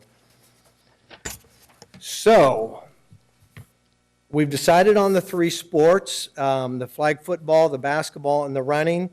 And then the big challenge is how do we scale this out to 51 schools all at once? Well, we had a discussion with our 6 high school athletic directors and our 2 elementary PE prep teachers. And then we came up with the creation of 6 divisions that are aligned in their high school feeder pattern. So as you see on this slide, if you are an elementary school student in the McClatchy area, you're in the Lions division, and you're going to compete with those schools and participate in that division there. If you're a feeder school into the Kennedy pattern, then you're going to be in the Cougar division. Hiram Johnson, you're the Warrior division for those feeder elementary schools, and so on. So within those 6 divisions, we've assigned each one of these gentlemen as an ambassador just to work with those school sites, those principals, those parents, those students on providing the initial support. So there will be 1 ambassador with each area, and then working with the city and Erica's program 1,000 Strong, they're going to allow us to have 2 students, 2 high school students who are Sac City kids.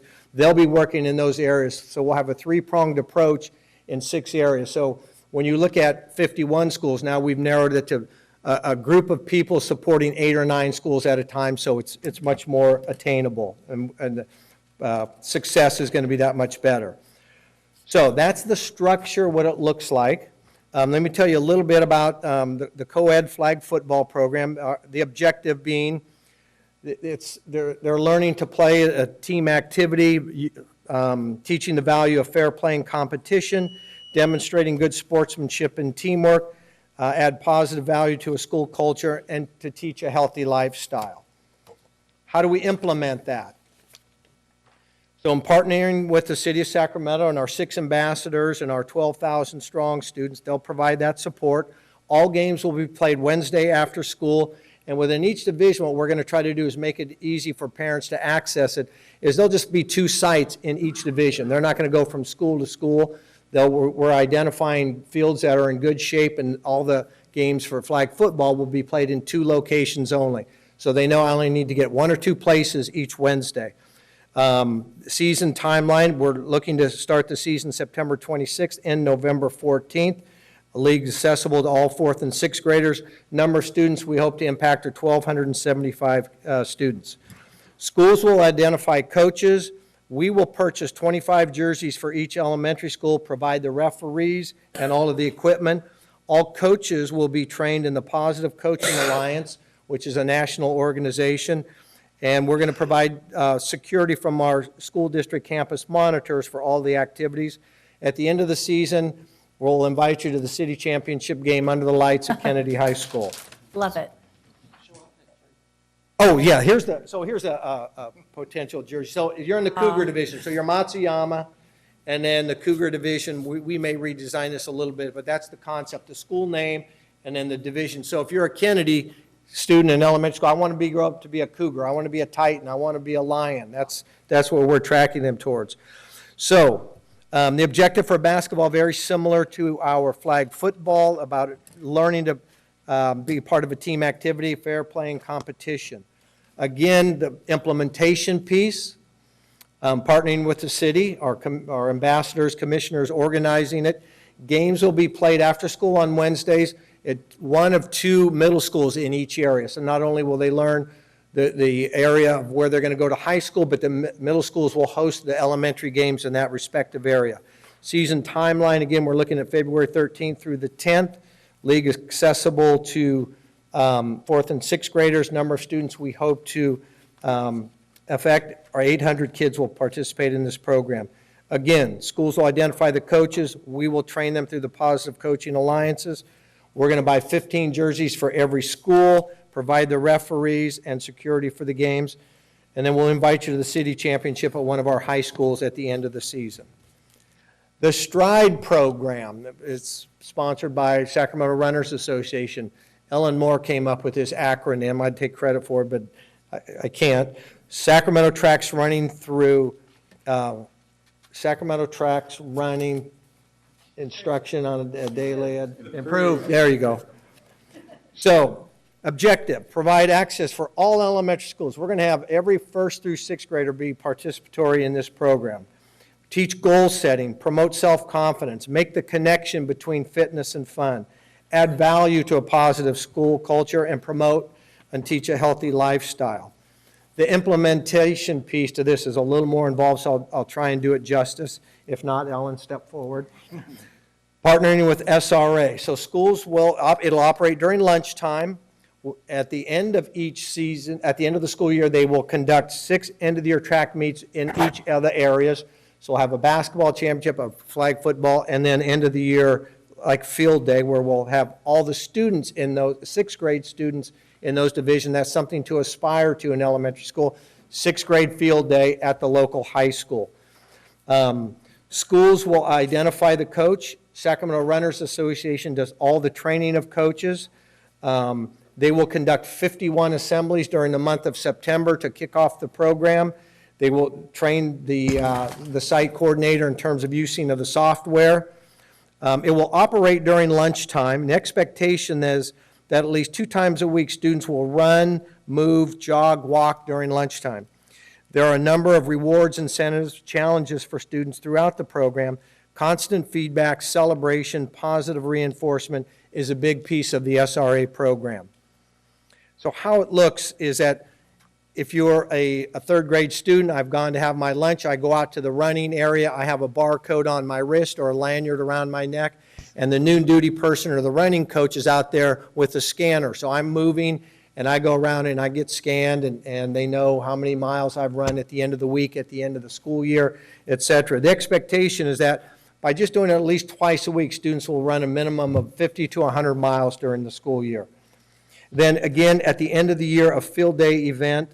And I would encourage you, I'll get the information to you, but they're hosting 2 dates already this year. I think one at Burbank. Are they both at Burbank? Both on June 5th and 7th. So they have already done some of this work in our district. The beauty of this program also is that it's almost a built-in program for PE teachers at the school site. There's 2 or 3 days of lesson plans in this if they want to be, included in some of the information here. So, and we've had feedback with some of those teachers as well. But the proposed budget, we know this is one-time money. The money for flag football will primarily go towards the initial purchase of jerseys, the referees, the equipment, and the Positive Coaching Alliance training. Basketball, very much the same. For the STRIDE program with SRA, the operation piece is 5 years of the ongoing support, purchasing the software, the scanners, the reward, the equipment, and the year-end meets. The stipends are something that is in preliminary negotiations with SCTA and the district. And then the security piece is we would have a campus monitor at every event throughout the year. So the program total of $667,000.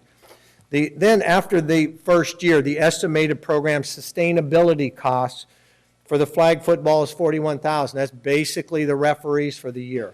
The basketball program is about $17,000 a year, and STRIDE is $50,000, and those are 6 end-of-the-year meets, and that's the cost. And once again, the ongoing discussion around the stipend piece. The process timeline, what we've done so far.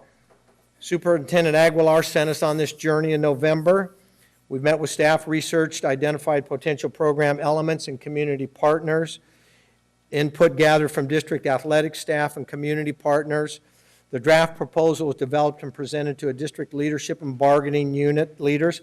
I've met with UPE, SCTA, Teamsters, SEIU, and again, the continuing preliminary discussion with SCTA. We presented it to our elementary school principals yesterday, and here we are with our board members this evening.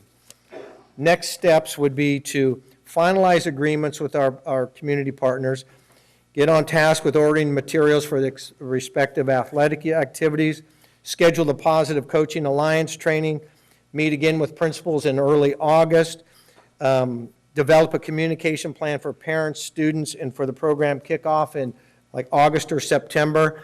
And then the last piece that we haven't shared, we're still trying to partner with, UNICEF is looking to be a part of this program as well. What they would do, Superintendent Aguilar said, well, can we get all the kids a Fitbit? So SRA connected us with the UNICEF organization, and they're looking at some underwriters in Sutter Health and Burger King. And what it would mean is every student would get a Fitbit for his or herself to keep, and as they move throughout the day, it tracks the number of steps they take, and for every so many steps, it frees up a bag of groceries for a needy family throughout the world.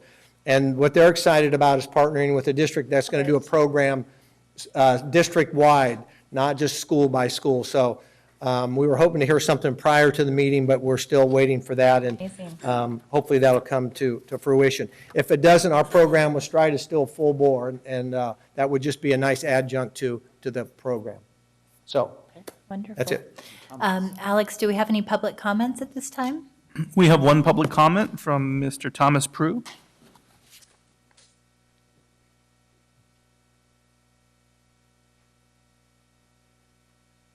Got a hand up. Hi, guys, board members and Superintendent Aguilar. My name is Thomas Prue. I work for the American Heart Association at the Youth Market. We do the jump rope for heart. I don't know if you guys are familiar with that. There are currently a few schools in the SAC district that participate in the jump rope for heart. One of them was Diddy, who just finished.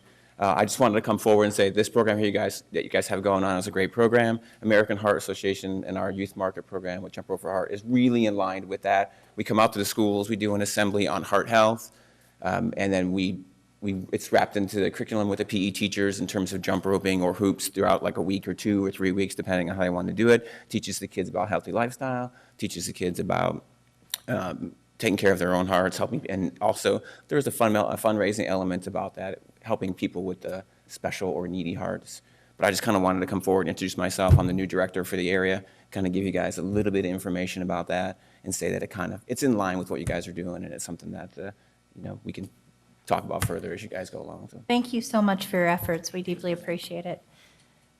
Real quickly, so, there's a lot of other programs out there, Running for Rhett, Girls on the Run. I was wondering if you're going to include that. And they're really, they just fall right into line with that. That's an after-school program. SRA partners with them and supports them as well. So I did leave that piece out, but this is an opportunity for all those programs to be enhanced by this concept. So, Greg, I have to tell you, we can't see or hear your excitement at all. It's wonderful to be able to rope you in your continued leadership in the district. We greatly appreciate it. I have to tell you, I've already heard from a couple principals who received this presentation yesterday, and they are extremely excited. And the parents who had heard about this through the superintendent's announcement as we were talking about making a reinvestment through the video statement that he put out a while ago have had questions, have followed up, because there is a sense that with a childhood obesity rate that is pretty epidemic, and with a lack of sports programming in our schools, particularly at the elementary school level, we have to do something. We have to do it in a cost-effective manner. And to me, what's pretty remarkable is, one, thank you so much to the city of Sacramento for making this happen. We know it wouldn't be possible without your leadership and partnership, particularly in this truncated amount of time. But beyond that, the fact that we're talking about serving tens of thousands of students through some pretty exciting sports opportunities at an initial cost of just over $600,000, and then an ongoing maintenance cost of less than $400,000 annually, actually $326,000, is astounding. And the idea that given our limited resources, we are forming community partnerships to provide meaningful sports activities and opportunities to our students is, for me, a true model of what an urban school district can be when we have vision and partnership and the political will to do something that students, parents, and communities are desperately asking for. So thank you so much for your leadership. And with that, we have some comments from Board Member Pritchett, followed by Board Member Vang. Thank you, President Ryan, and thank you for this presentation. I share your excitement. As a mother of children that have been through this school district from preschool all the way through graduation, my kids played, my son played football, his high school, I should say his high school career, that's awful. But I also helped to start a football and cheerleading organization in my community. And I think one of the things that broke my heart the most is how expensive it was for children to play in our community.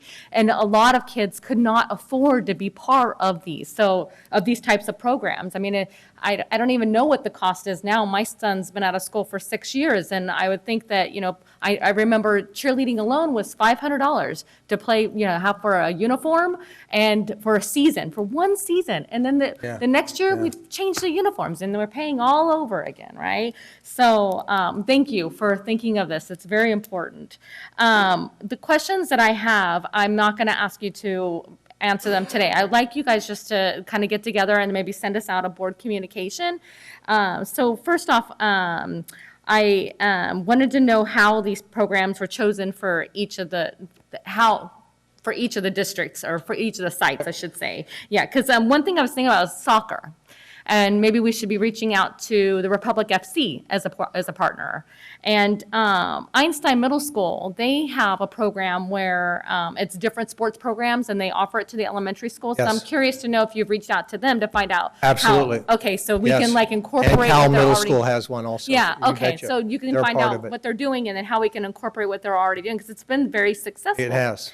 And then finally, because there's only a selected number of flag football and basketball jerseys that go along, how, what was that? So you're asking all my questions. Oh, I want to know how those students are chosen, because I'm sure you're going to have more than 25 flag football 15 basketball players, right? I'm sure you're going to have more than that. So I want to know, like, how are each of those students chosen, and how do we rotate them? So. That's the answer almost right there, is rotating them through if we have more Okay. kids in that. That'll be part of the coaching that they get with our commissioners and coaching alliance. You know, what are the goals? Participation. We have enough games, enough opportunities to rotate that through. Great. Okay, well, thank you again. I really do appreciate all of your hard work. Thank you for your good questions, Board Member Pritchett. I'll have a comment, even though my questions were taken by Board Member Pritchett. Mr. Purcell, you were a principal at Sutter, right? Yes. Yeah, I was there as a middle school student when you were a principal there. Okay. And actually, I'm super excited because I actually played, I was a minor basketball player, so I was in first grade. Yeah, so it's kind of cool. Like full circle. That was the first comment, and then I had all these questions, but Board Member Pritchett. Oh, I know I'm a little loud already. Okay. Had already asked those questions, but I'm super excited, and I can feel your enthusiasm, and I'm excited for our 20,000 plus kids that's going to get this opportunity. So thank you so much. And I think maybe we're going to get a board basketball team together soon. That'd be fun. So we have a comment from Board Member Hanson, followed by Board Member Minnick and Board Vice President Wu. Well, thank you for the presentation, and I want to give a special thanks to all the community partners. So thank all of you for being here. Thanks to the mayor's office for participating in this as well. As a new runner myself, I couldn't stand it when I was a kid. So it's really been a late in life love. But I wish I would have learned it as a young student. It really would have changed my life. So I think that's something I'm just really excited that we're doing this. It's expensive, but I think, we make the commitment here, then we keep that commitment going forward. So I know it's something, as chair of the budget committee, we'll be discussing in my budget, in our budget deliberations. But it sounds like a valuable expenditure, and one I think that'll be embraced by the community. So just excited to see this here. Thank you. So thanks for the update. Thank you, Board Member Hanson. Board Member Minnick, Second Vice President Minnick. I got to get my due.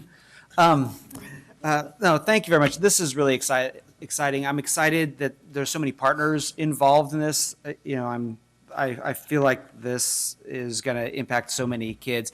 And I appreciate Mr. Prue speaking about the project of the Heart Association, because it brought up this whole other set of list of organizations that are doing similar work that is so aligned with this. And as we change to more of a culture of healthy lifestyles and active lifestyles, I'm excited that there are so many organizations out in our community that, as they start, getting more involved in our, on our campuses, given that we're going to have this shift to this more active lifestyle with all these athletics, I feel like it creates this great opportunity for us to build even more connection with our nonprofit organizations out in the community. So I'm really happy. I feel like it helps our kids on so many levels. I did have a couple quick questions. One was regarding how you divided up the divisions. Specifically because you talked about feeder patterns, and Yes. I know our feeder patterns are all kind of wonky in this district anyway, but specifically around West Campus, Yes. because it's not a neighborhood school, and I was curious how you came up with that feeder pattern. And then the other question I just had around kind of locations and transportation. As if we're going to look at these groups of kids, coalescing around a site that has a good field and stuff, what are the conversations in terms of like cost for transportation for some of those kids? Yeah, we know that is the one outlier that we're going to continually have to address and support schools on. The reason, one of the reasons for the divisions is to kind of keep it close and local, so parents aren't having to drive clear across town. We'll do the best we can with that. When we talked to principals yesterday, we said, start planning on this now, in that you're going to have to start organizing carpools or transportation for the program. So we will, again, do our best to try to keep it as close to the schools in need, where the middle school gyms are, et cetera. But it'll be a challenge. That is still will remain one of our challenges. But I think if we get out ahead of it enough, where principals and teachers can start to talk with parents at the beginning of the school year, especially those intermediate school students. They can start to identify those people who can help transport students.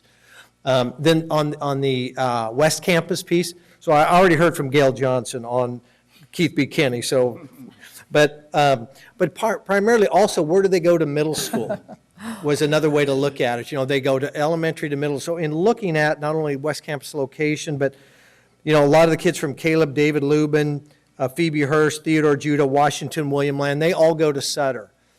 A lot of them do. And then a lot of the Sutter kids would either go to McClatchy or West Campus. So without having an East Area high school, we just felt that that was going to be the best area to do it.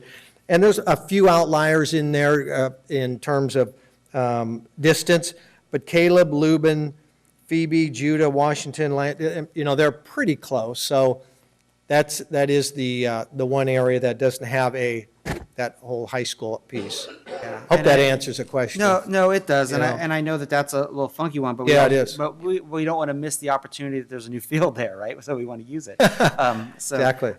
So I appreciate that. So thanks for clarifying some of that. Yep, thank you. Vice President Wu? Thank you. Shout out to the city of Sacramento. Erica, thank you so much for stepping up. And a shout out to my Kennedy alums for stepping up. I hope to see you all on the Saturday after next at the 50th anniversary barbecue at Kennedy. And Greg, I was just wondering, how much of those jerseys, could I get one that says Kennedy on there? Betcha. Then I wear an extra large, Yeah. and I can go up against the other high schools in our region. I can wear it with pride and come to the game. And Darn right. I get your check for Saturday, too. Thank you. Thank you, Board Member Vice President Wu.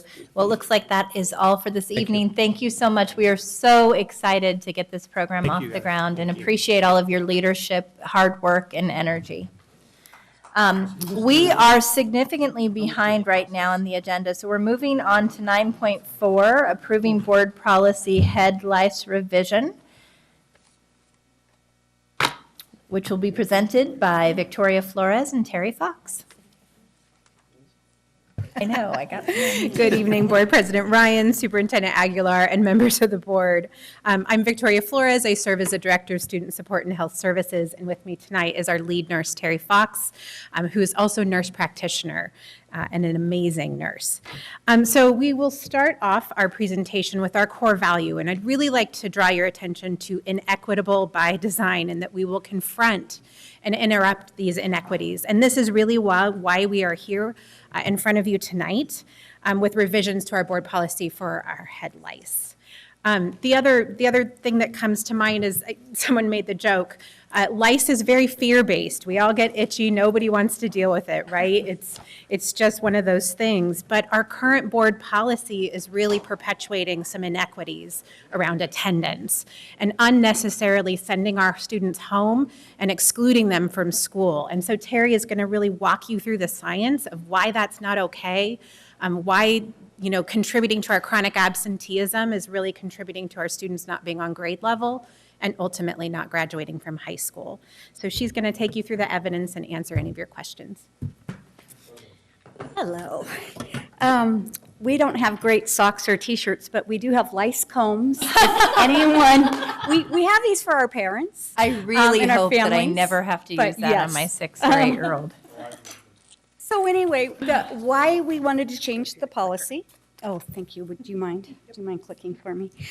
Is previously, the policy asked us to send students home immediately the minute lice were found. Well, the science doesn't reflect that. By the time lice is found, it's actually probably been on the child's head for 30 days.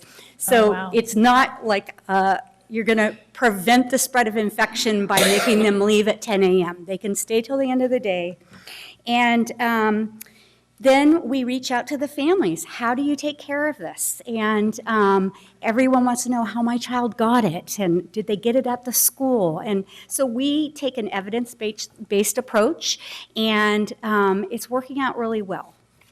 The science has changed a lot. Since 2002 was the last board policy, and the science is there.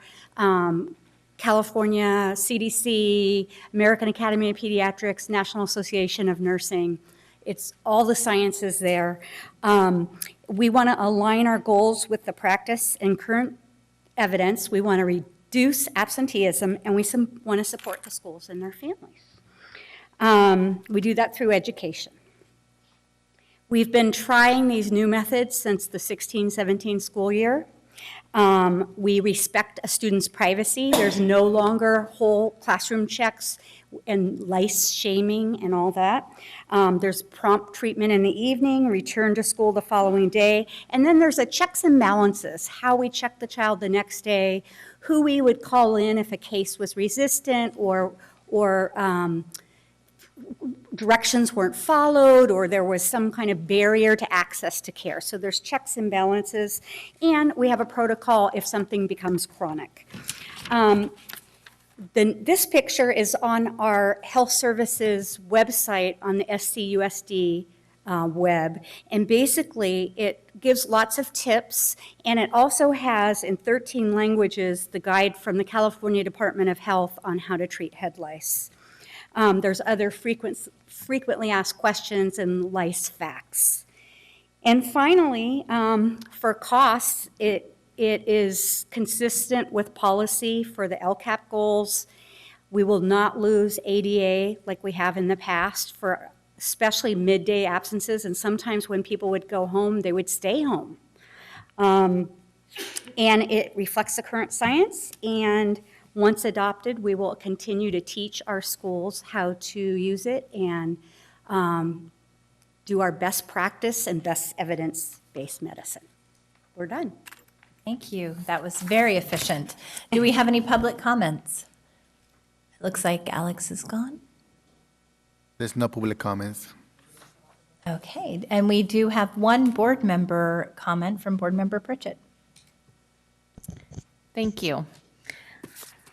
I just have one. I'm guessing by your comment about no more lice shaming, because I remember my daughter had beautiful long, hair, and they would have all of, the elementary school kids lined up by the nurse's office and then checking them one by one, and those that they found eggs or actual lice, they would send them off to the side, right? And so that everybody knew that they had lice. So that doesn't happen anymore. That's what you're That does saying. not happen. That is fantastic. Thank you for changing You want to know that. how someone is referred? So a teacher would refer someone that had symptoms, and they would send them up to the front during non-instructional time preferably. The head would be checked, and if live lice were found, the child gets to go back to class, but we call the parent and we send home an envelope with the child of the treatment. And then again, when they come the next day, they're quietly brought to the side and double checked to make sure, they're clear of nits and clear of live Great. lice. Yeah, I'm happy to hear that. And that actually leads me to my next question. It's what types of resources do we have as a district for the lice shampoo? Because as we know, it's fairly expensive, and some people may not be able to afford the lice shampoo. So if we send them home, they're not getting treated, and then they're being sent back. That is such a good question. So we don't have any resources for that at this time. So let me tell you some of the ways we've gone about that. So when we send that information home, our most common reason a child would come back the next day untreated is a barrier to buying this stuff. And this, we have ways to get it for about $9. But sometimes a retreatment needs to be done within 7 to 10 days, so there's another $9. And sometimes it's Again. not just the one student, but there's a few students in the home. So I can tell you how many sweet nurses, sweet teachers, and how many sweet principals have actually bought some of it for. We do have the lice combs we can give them, which are way better than the ones that come in the kit, which are just small and plastic. And we also have lots of tips of how to be successful. And I've also had some parents actually call the really expensive places that come and do all these things to your house, and someone has spent up to $1,000 and more, and I say, $9, we can do this for $9. And, but as far as a fund for that, we don't have that. Yeah, I mean, you say $9, but typically it's going to cost more. They need to It do all their does. laundry. They might not have washer That's what and I was just dryers. saying, that's They need, very you know, true. it's kind of a larger process than just going through their hair and getting the bugs out. You know, I'm going to ask that the superintendent have staff look into finding a resource, and we may be able to partner with someone that would be able to give us a discount or a donated item that we can keep on site. That would be to be able to give to our lower fantastic. income families. That would be fantastic. Thank you for your presentation. you It's so very much. a nitpicky situation, as you like to you. say. Any Thank other you. questions? All right. Thanks so much. We appreciate it. Oh, do we need to take a vote on that? This is conference, do we have to take a vote? We have to approve it. So that is actually an item, an action item, so we need to approve board policy. Do we have a motion to approve? Second. All those in favor? Aye. Oh, sorry, it's action, thank you. Okay, sorry, we'll be voting next time. We were trying to move this ahead. We're on item 10.0, the consent agenda. Do we have a motion to adopt the consent agenda? We do have a public comment, Madam President. I think Alex has two on one item under 10.1A. This has to do with the recommended award to lease-leaseback agreement for transportation facility and warehouse renovation. And it is a lease-leaseback contract proposed to be awarded to Roboland Contracting. So we have two public comments on this item. The first is Bryce Newell. The second card did not list a name, so whoever submitted that card should come to the front.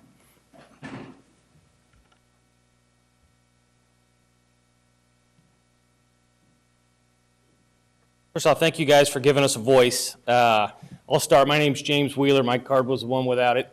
Okay. A little bit nostalgic for me, having been in education for a lot of years, so kind of fun to be back to see the process unfold.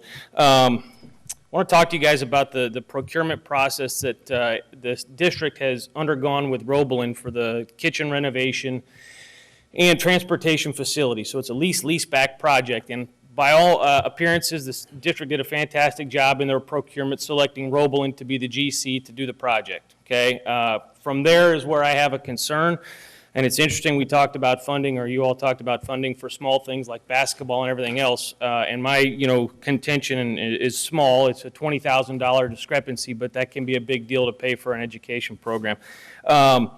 We're a subcontractor. We bid with Roboland. We were a named alternate on a specification for a very focused section of the lift. Okay, it's a lift for the shop to lift the buses for maintenance.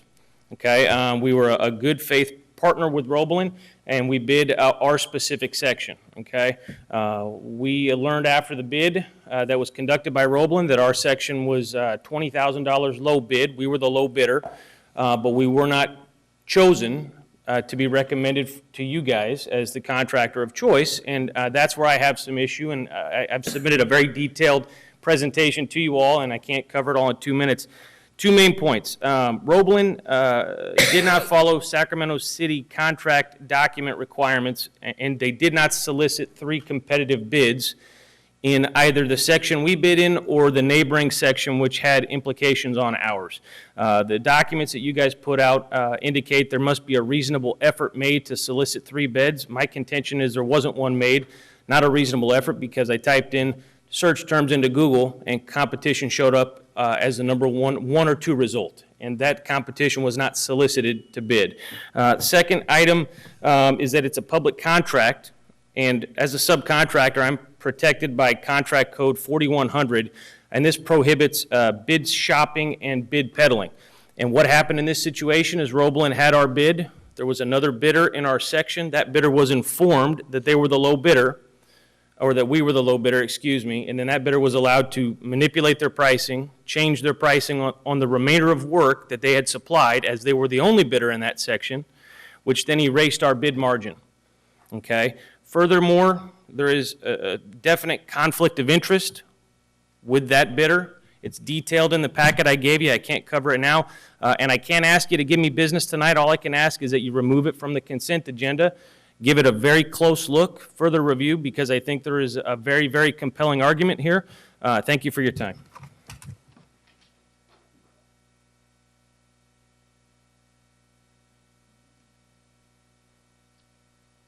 Good evening, members of the board, Supervisor Aguiar. My name is Bryce Newell. I'm the Territory Sales Manager with Municipal Maintenance Equipment, along with James Wheeler. So I had the pleasure of working with Ronald Hill, Director of Transportation Services, as well as Kurt Schroner, Head Mechanic for the bus maintenance facility currently at the school district. So it's been about a year and a half since we've been working together, planning this new facility. Working with them to plan the in-ground lifts that we provide. And early on, Director Hill told me that Superintendent Aguiar is very data-driven, so that I should provide life cycle costs of our product, of our equipment, and so we did that. And so we provided life cycle costs for 20 years, life cycle cost of our lifts. And we submitted that first thing of the year to the district. And I just want you guys to be aware that not only are we 20,000 low bid, but the life cycle cost for our lifts versus the other brand being awarded is approximately $30,000 difference over 20 years. So the other brand is about $30,000 more to maintain those lifts, and that's times 3 because there's 3 lifts going into this shop. So that's about $90,000 difference over 20 years. So we feel strongly, needless to say, that the prudent financial thing to do is to go with the lifts that are ours that are significantly cheaper. So and with that, I'm happy to provide the board with that cost analysis breakdown as I provided Ron Hill a few months back. Thank you. Right now? Okay. So it looks like we have a couple questions from Board Member Pritchett. And then, Jerry, you were going to respond? Yes, I think the questions should be asked, and then I would like to give my opinion as well. I think Jim Dobson is here. I don't know if there's a representative from Robolone as well who may want to address the issues. May want to step forward for the questions that may be asked by Board Member Pritchett.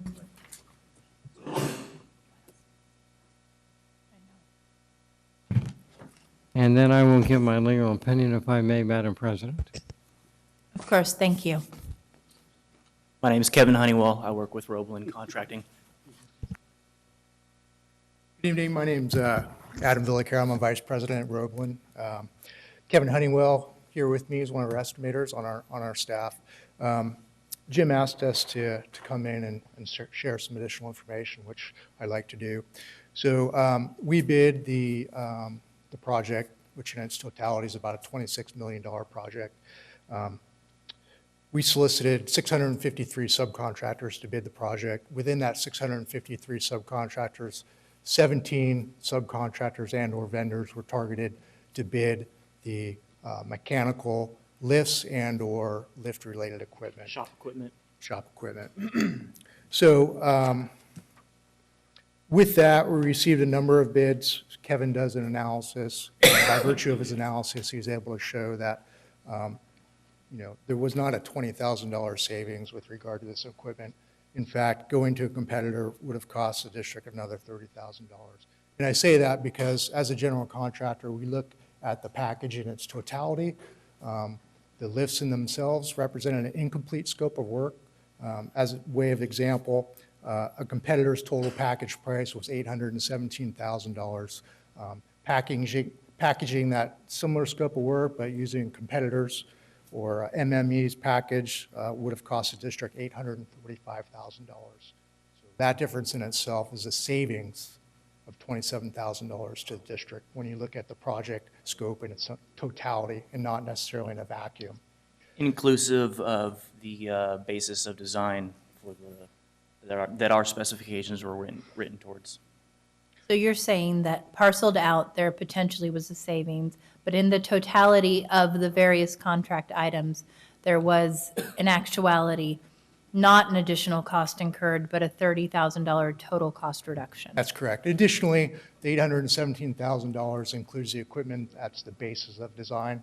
MME has proposed equipment that is subject to further review and evaluation by the design team to be accepted. I'd like to respond. Jerry, can you please advise? You can allow them to respond. It's up to the board. And questions, I don't know if they've been posed yet by Board Member Pritchett. I will give you the overview that in the lease back process, the criteria that is set for RFPs is for the generals, and you rank the generals based upon experience, costs, and other factors. And in the ranking, the best value was determined to be Roebelin. The board really does not get involved in the subcontractors.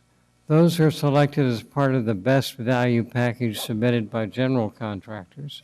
So what you're being asked for is a postponement based on cost savings that are being maintained by the sub that presented to you and cost savings by Roebelin. But this is not a traditional design bid build contract where you have a process of subs that can basically file a protest.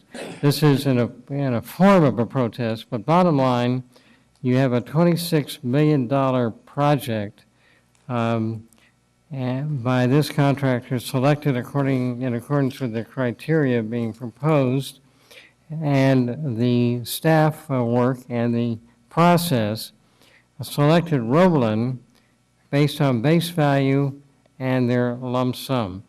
As far as bid shopping, I do not see that. So from a legal perspective, but obviously you can allow more information to be provided by the board, I did not see in reviewing this that there was any legal prohibition or reason why this award should not be awarded tonight. Thank you, Jerry. We have one comment, one question from Board Member Pritchett. Thank you, President Ryan. And I apologize, I did not get to read your information until you were speaking tonight, and I was looking through it. And I know that you reached out to me via email. I apologize for not getting back to you. I had been traveling. So,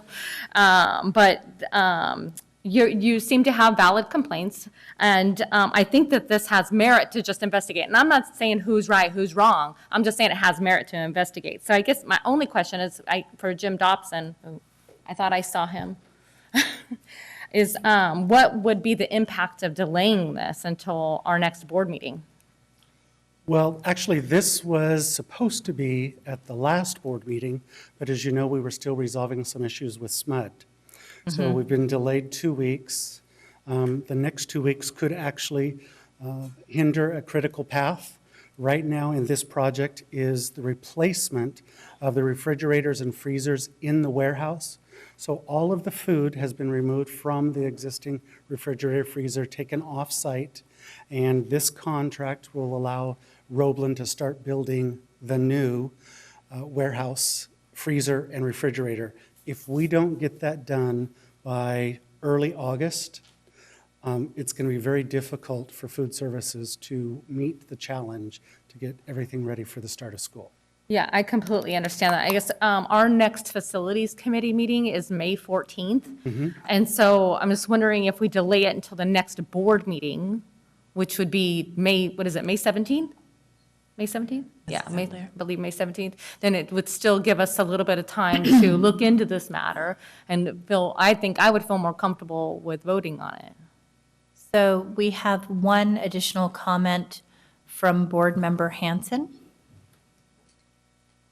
Thank you. My question was, do we do just best bid? Are we doing best value, or are we doing lowest bid when we do our projects? I've got a lot of experience in both, and sometimes best value is the way to go. Sometimes low bid is the way to go. I'm comfortable with both procedures, depending on what best suits, the district and our facilities and moving our projects forward. Can you tell me, maybe Sure. the In the new reformulated process for awarding leaseback, it is a best value, but cost is a component of that. So it factors into the ranking as well. Okay, because that makes me more comfortable with the process that was used to get to the decision that was made. If we had a best value project, that's our process, and we're looking at the overall best value of a $26 million project, there's a lot of different pieces to all that need to come together. I would prefer not to delay moving on projects. Cost just goes up and more problems come out of the blue. The longer we wait, I would hope that we would move forward with this project tonight. So thank you, Board Member Hanson. I would just also call out our council's legal advice that the general contractor is, empowered to select on these bids and that it is not the purview of the board. And I would hate to set a precedent where we were getting involved in that level. I do think that Board Member Pritchett's questions and considerations are a part of how we should be informed about the processes moving forward so that we're more comfortable. But I would hate to delay this and set precedent that we were getting in the weeds at a level that should not be board practice. So Jerry, you said legally, based on the fact that this is an agendized item, we can have response? You can, that's the prerogative of the board. Okay, we have 1 minute for response and that's all. Thank you. Was it a best value procurement initiated by Roblin? And we have much experience working with Caltrans and Department of General Services, and every single best value procurement I have ever been a part of, there has been a detailed, specific criteria provided to bidders. In this case, we got nothing. It was a request for bid, and per your contract documents, it says you must follow in an informal bid procedure, which is what this was. You have to get 3 competitive bids, period. You call your GCs out and expect them to do that. That was not done. They indicated that they had, 26 subcontractors they solicited in our space. I say prove it, because they did not call the #1 largest manufacturer in Sacramento or #1 largest supplier in the city of Sacramento, the #1 ranked in Google. And furthermore, nobody's mentioned the conflict of interest. The company that they are choosing to award to has shared ownership. Roblin Construction has an employee who is a vice president who has an interest in Aaron Lube Services, as do 4 of Aaron Lube's other owners. It's significant. I'm not asking you to give me an award, but I'm asking you to look at it. Thank you. We will certainly look into this matter. We appreciate your comments. Thank you. We have no other items that we're taking off the consent agenda. With that, I will entertain a motion for the adoption of the consent agenda's remaining items. Second? All those in favor? Aye. I abstain. Moving on to item 11, communication.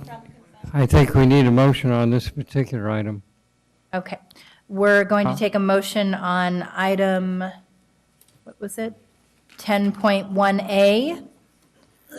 Do we have a motion? Yeah, the leaseback agreement for transportation facility and warehouse renovation project, award to Roblin, that's the item. Do we have a motion on the leaseback agreement? Do we have a second? All those in favor? Aye. Any opposed? Abstain? Abstain. Thank you, Board Member Pritchett. We'll duly note that. Item 11.0, communications. Item 11.1, employee organization reports. SCTA.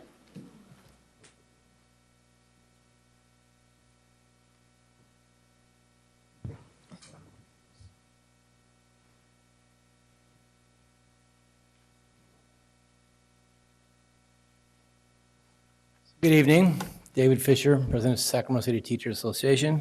Came prepared with some remarks that were planned on being very positive about some mutual interests, summer school program that we've been working on, additional money that be left over on arts and music, restorative justice, and other proposals we have, including the progress we've been making with the recruitment committee, which is very positive. I don't even know where to begin. So, can't just allow you to continue to recklessly slander and defame the good name of our teachers. It's outrageous. Well, the name was mentioned. I think there's some policy and some issues with that. Just unbelievable. The words that you said weren't even, that you alleged you said, weren't even in the district's own very biased description of what they said happened. Just made some stuff up. The word this kid's come out is reckless, unbelievably reckless. Prior to closed session, we produced documentation, gave it to all of you, with their written statements that didn't even have the unbelievable, slanderous, defamatory remarks, and then again, saying a public name outside. I'm going to see the rest of my time to Nikki, who has a lot of this details, but I can't believe it. Earlier today, before closed session, you were shown documented proof of one of the APs at CK McClatchy submitting a draft statement on the 4th of December of the events of a grievance meeting on November 30th. That was a significantly different story than what she submitted about the same meeting on December 13th. That AP's second draft of the story remarkably coincides with the outrageous lies the principal submitted in his statement, even down to the change of the spelling of a critical word to match the principal's statement. You were also shown documentation of another AP at McClatchy who significantly changed his story of events on a September 26th meeting. You were given copies of his submission that he submitted, the statement he submitted regarding the meeting that was made on 9/26, right after the meeting, and the very different and much more inflammatory statement he made of the same events on January 18th. These are your administrator's own statements and draft statements that were given to us in response to public records requests. Also, earlier today, you were given a copy of an email where an HR director who was assigned to investigate the teacher's complaint that on 9/26, the principal of CK McClatchy had gone down on one knee, raising his fist in the air, insulting the teacher by calling him Trump, and telling the teacher to violate the contract. Then the principal remained on his knee while his assistant principal came in and put his hand on the principal's shoulder, mocking the recent very serious social justice protests of NFL players that was all over the news recently. You were given an email from that HR director assigned to investigate the behavior of the principal. The principal who she was investigating, she blind CC'd that principal in setting up a meeting to interview one of his subordinates who had witnessed the principal's outrageous display and the hurtful and insulting things he said to the teacher on the 26th of September. You were also aware that the notes of that HR director's interview of that critical office staff who witnessed the principal's behavior have been conveniently lost. Instead of pausing, and we presented all of this to you before closed session, so that this did not go out on public broadcast. But instead of pausing and thinking, we have these completely different statements from one of the APs, changed from the first one to the second one. And we have another AP who significantly changed his written statements also. And they all seem to coincide and align with the smear campaign the principal of that school has been trying to put up as a smokescreen in front of all the other problems and issues that you are well aware of are occurring at that school. That unfortunately are all over the paper. Nikki, we're at As about you 5 know, minutes we have now. 15 minutes as SCTA presentation. So Barry, can you please there are advise I also have 3 serious- minutes listed out? You also know that there are serious questions about how You they do have 3 minutes for each employee organization here. And if you check our contract on organizational rights, we have 15 minutes to present to the board. Well, let me read that, if I may, Madam President, for the benefit of the board and the presenters. And you can read that while I'm speaking, because then we can all go home a little earlier. So as you If know, there were if serious I- questions about how those events were investigated. The rule. Instead of doing that, Mr. Hansen, as a representative of this board, makes another attack, again in a situation where the victim of his attack cannot respond. That kind of attack, which included further reckless, defamatory, and untrue embellishments on one of the most progressive and well-respected teachers at CK McClatchy, is shameless. And I am done. Thank you, Ms. Molesky.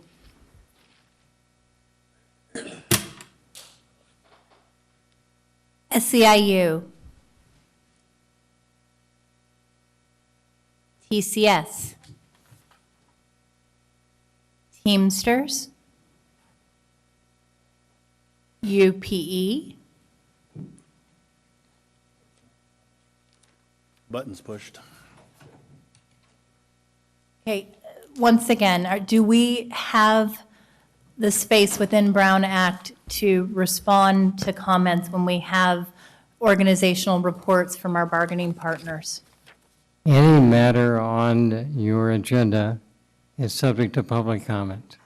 And that public comment can either be from a private citizen or a board member, but that is the right of public comment to any agenda item on the agenda.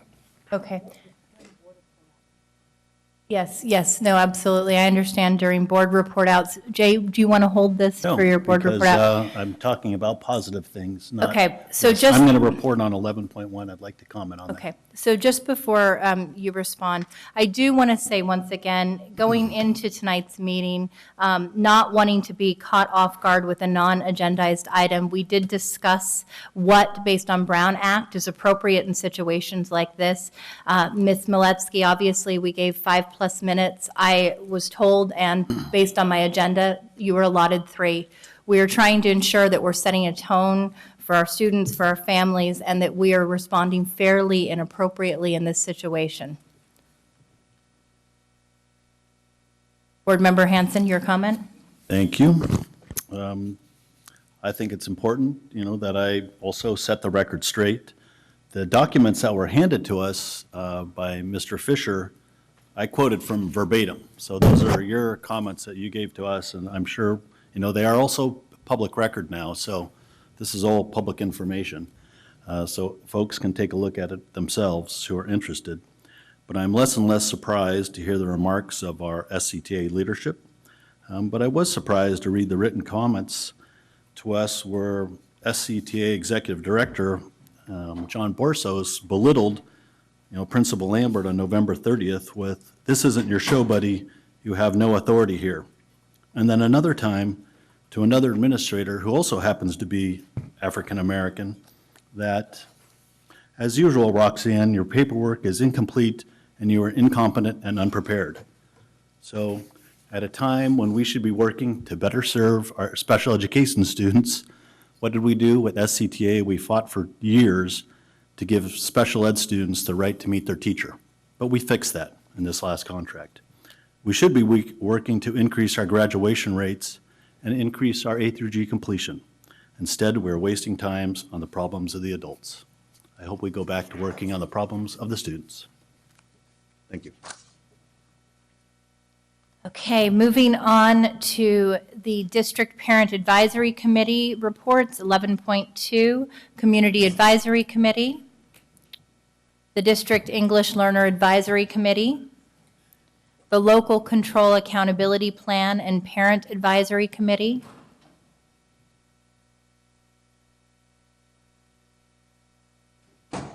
are you representing LCAP? Wonderful. Yes. Thank you so much for staying. I know we're running a bit late tonight. We appreciate your patience. I can almost get home in time to get my kids to bed. All right, well, thank you very much for your time. I'm Catherine Horiuchi. I'm on the LCAP LCFF Parent Advisory Committee, representing our committee. We had our last meeting, 9 of 14 committee members present. We had presentations on the Every Student Succeeds Act and how we're going to use the LCAP to tie that together, and had a preview of the presentation you've seen on the LCAP. I'd like to say that while some of the people on the LCAP Parent Advisory Committee are very narrative-oriented and like to tell stories, some of us are also very number-oriented and like to focus on the metrics. And for the last couple of years, we've been really working to try to have real metrics on the LCAP that we can share with parents to show where that money's going and whether or not it's having the impact suggested.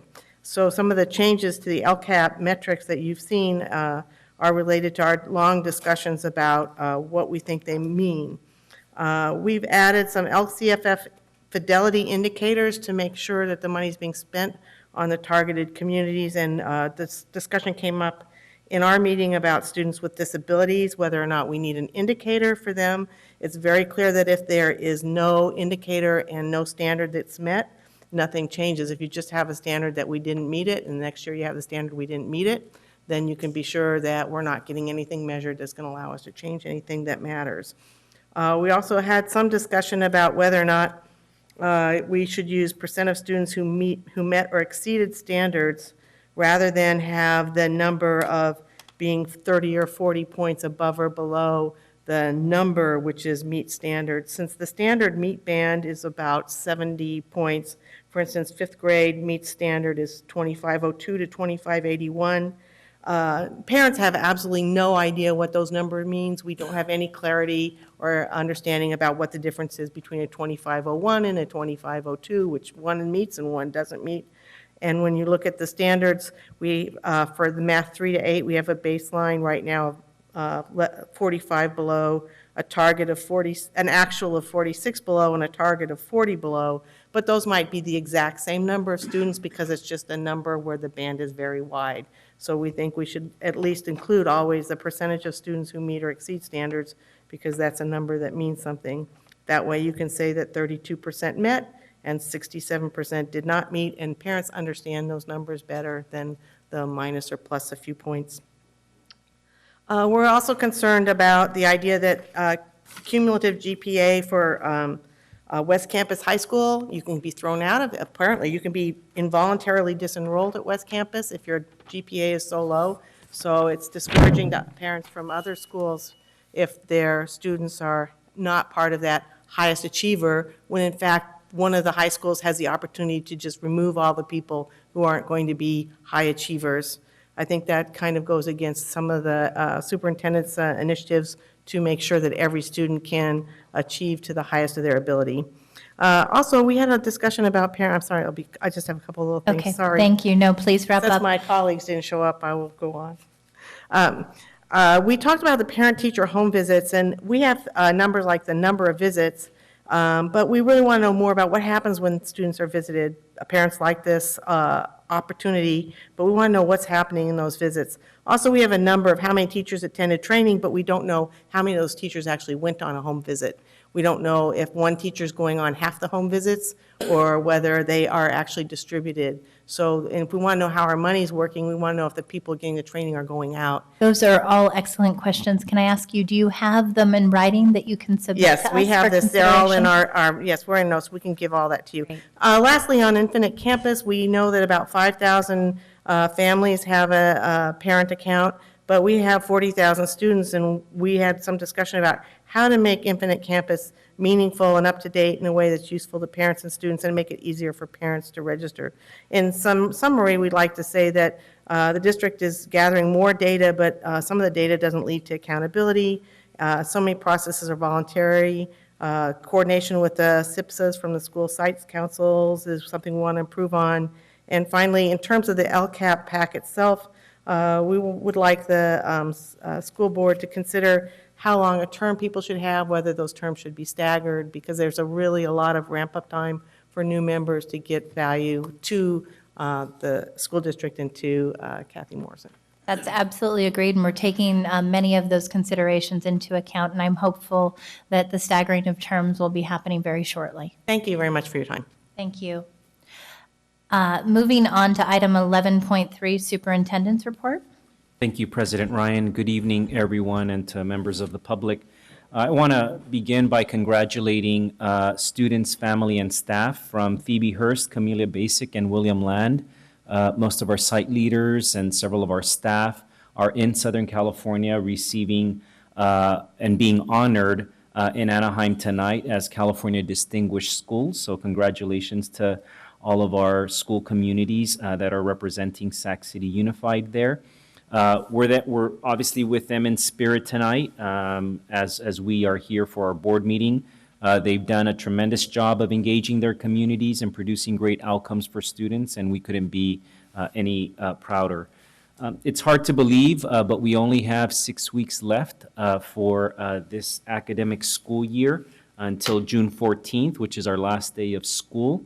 And as that date approaches, just a reminder that in some ways we're expanding the school year through our expanded learning summer program, which will serve about 4,300 students at 24 of our school sites through an opt-out philosophy. So we have pre-enrolled all of those students to get closer to reaching grade level readiness. And expanded learning will start on June 18th, so just a few days for our students to rest. Letters to parents and guardians began going out this week, so if you see one of those letters, I hope that you will review it carefully and give our students the opportunity to stay engaged with us academically and hopefully bear the fruits of our work before the first school day of the fall. It's important for us to all remember that we are focusing on very important milestones. We intend to serve our current kinder students, our current second grade students, our current sixth grade students, our current eighth grade students, high school students as well, through credit recovery and other opportunities. So I urge our parents and guardians and students to think about attending our expanded summer learning program so that we're better prepared to start with a stronger academic achievement on the first day of school. Also want to thank or congratulate our Cal Middle School students coached by teacher Maria Aguilar, no relationship, who won 3 first place wins recently at the Mesa Regional Championship held at Cal State Hayward. We're very proud of the students who will go on to represent middle schools and from the northern region at the state level. Winners will then go on to the national championship in June. MESA stands for Mathematics, Engineering, Science Achievement, and the organization promotes STEM careers among diverse student groups. So congratulations and good luck in the upcoming competitions. First, Marcos Galvan, Jalora Gordon, and Brooke Brandenberger, who took first place in the Think Tank competition. Keller Friesen, Duncan Huff, who brought home gold in the machine launch competition, and Mason Navid, Nia Plaza, and Grace Anderson Mossberg, who placed first in the NEDC competition, forwarding them onto the state championship level at UC Irvine on May 12th. Congratulations also goes out to William Land and LDV communities for winning scholarship grants from State Treasurer John Chang's office. It's the second consecutive year that they won a grant. The schools were presented with checks yesterday in a special ceremony. Board President Ryan, a Da Vinci parent, represented the district. Our schools were 2 of 20 schools that received the grants to enrich their academic programs. And they won based on the votes they received, and the size of the awards were based on enrollment. William Land got $10,000 and Da Vinci won $20,000. Finally, 2 important community events. One of them, Member Wu spoke about on May 12th. John F. Kennedy Community will celebrate the school's 50th anniversary with a picnic from 11 to 2 at the campus. The event is free, but donations are welcome. Congratulations to the school and the Pocket community on this important milestone. And finally, it's time again for students to nominate favorite teachers for recognition at the 2nd Annual Teacher Appreciation Gala. Nomination deadline is Friday, May 11th. The event takes place on May 31st. Look for information in our e-connection. The event on May 31st is from 6 to 9 p.m. at Memorial Auditorium, and the event is sponsored by the Sacramento Unified Education Foundation and the district. Thank you, President Ryan. Thank you, Superintendent Aguilar.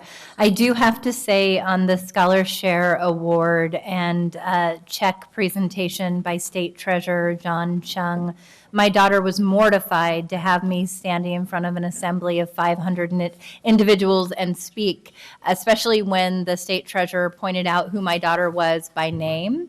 However, my day was made when later on I got a text from her teacher telling me that she had shared on the playground that while she was really embarrassed, she thought that I was awesome.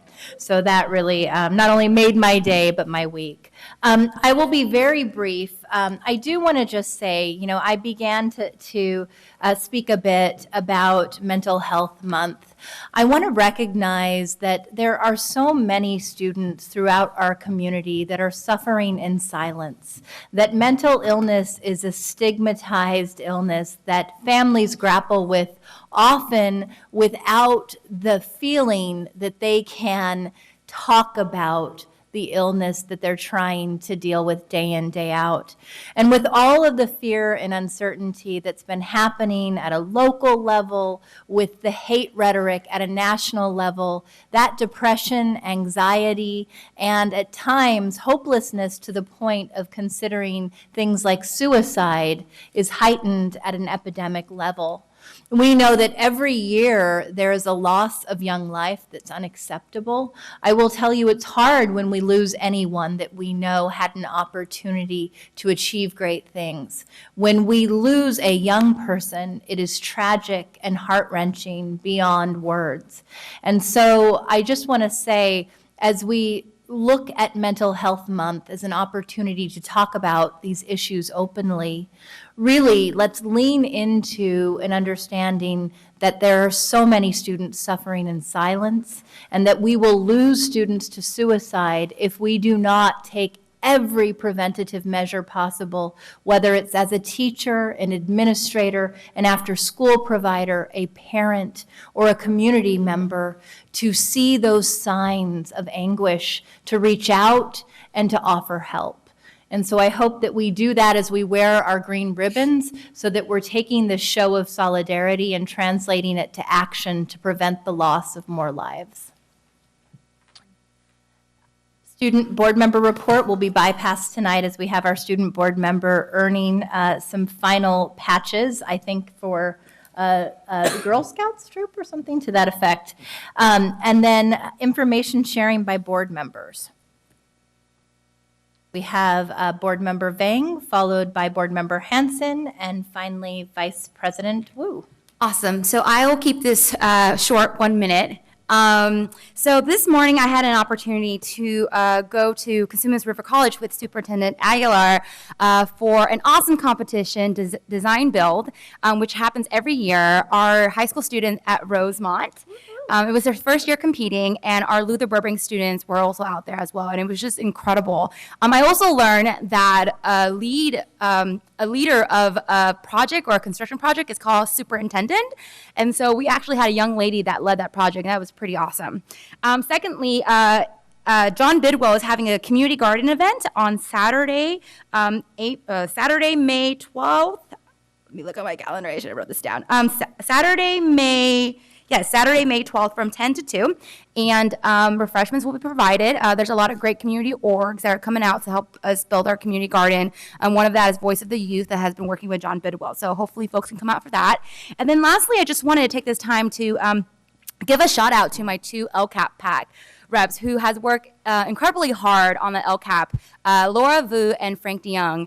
On Tuesday, May 22nd, we're planning to host our first Area 5 community meeting, and a lot of that heavy lifting and work has actually been done by Frank and Laura, and so I'm super excited because they're going to be presenting on LCAP.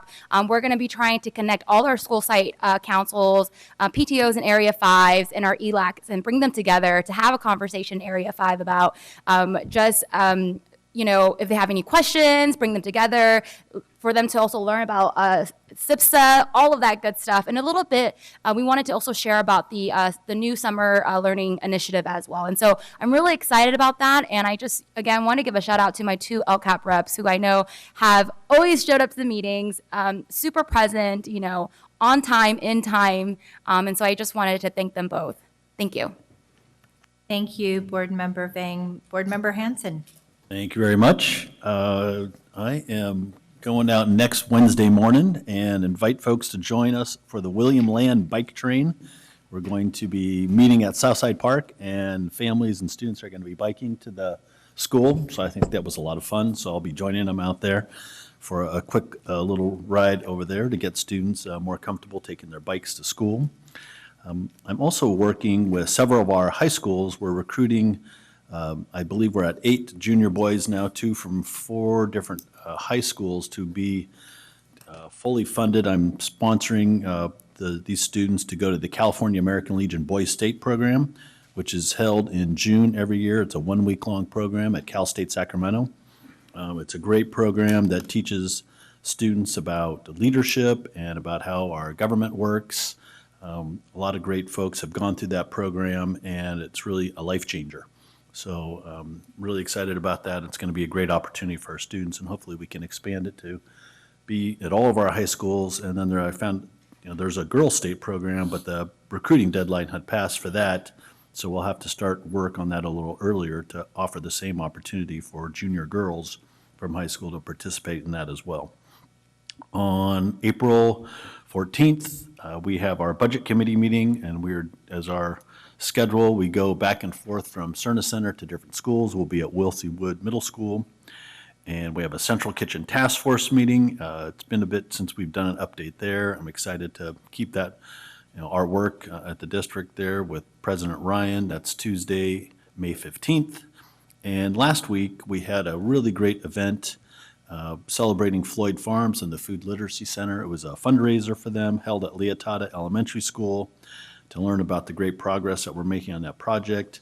We had a lot of folks there, and appreciate President Ryan being there. And a really cool thing was it's a gourmet meal that's provided from, we have major chefs from all around the city, but the premier gourmet meal that was served for dinner was created and prepared by our own Sac City head chef.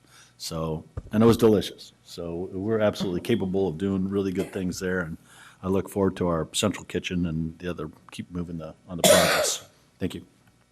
Thank you, Board Member Hanson. Vice President Wu. Thank you, President Ryan. So as not to repeat it, what everybody has already said, I just wanted to share that I was invited to attend Cesar Chavez Elementary, where there were some of the students were finishing up their last segments of filming for the Latino Cinema Institute. I think that the theme that I recognize is they were filming on bullying. But what I wanted to share is that something their executive director, Raphael Austin, shared with me is that anecdotally around the state, they are finding that participants in this Latino Film Institute program, the children who have gone in as ESL students are coming out of ESL sooner than anticipated. So I hope that information and that data will be recorded, and so that we can use that as well to inspire our students to matriculate out of being English language learners. Thank you. Thank you, Vice President Wu. And in closing out this section, before going to board committee reports, I do want to remind everyone that today is the big day of giving, and we have until midnight to make those donations, many of which will be honored and doubled from local area philanthropic supporters. So organizations like Food Literacy Project that was mentioned by Board Member Hanson are certainly worthy of our support. Do we have any board committee reports? Like we have one from facilities. Next facilities meeting is May 14th from noon to 1:30 at the facilities office on First Street. Think about that. Board Member Hanson? I mentioned it before, but let me just formally say, Monday, May 14th, 3:30 p.m. will be the Sac City Budget Committee at Wilsey Wood. Thank you, Board Member Hanson. Vice President Wu? The Board Evaluation Committee met on April 27th. We will be meeting informally with Superintendent on May 8th. And I don't recall when the next meeting is scheduled, but it's shortly thereafter. And since Board Member Vang doesn't have her button lit up, I will share that we are, do you want? Yeah. Oh, please go ahead. We're meeting tomorrow at 1 o'clock, and we're going to go over some policy. Sorry, it's late. We're going, Safe- we'll be safe reviewing. routes. And I believe we have another one, late May as well. And the final iteration of our safe haven. That's right. Major policy. We're very excited about that. Okay, so closing out, item 12.0, business and financial information / reports. We'll receive the reports and information, item 12.1. Item 13.0, future board meeting dates and location. Our next board meeting will be held on May 17th at 4:30 p.m. for closed session, 6 p.m. open session at the Cerna Center. And with that, we'll go to item 14.0, a motion for adjournment. So moved. Second. Second, all those in favor? Adjourned.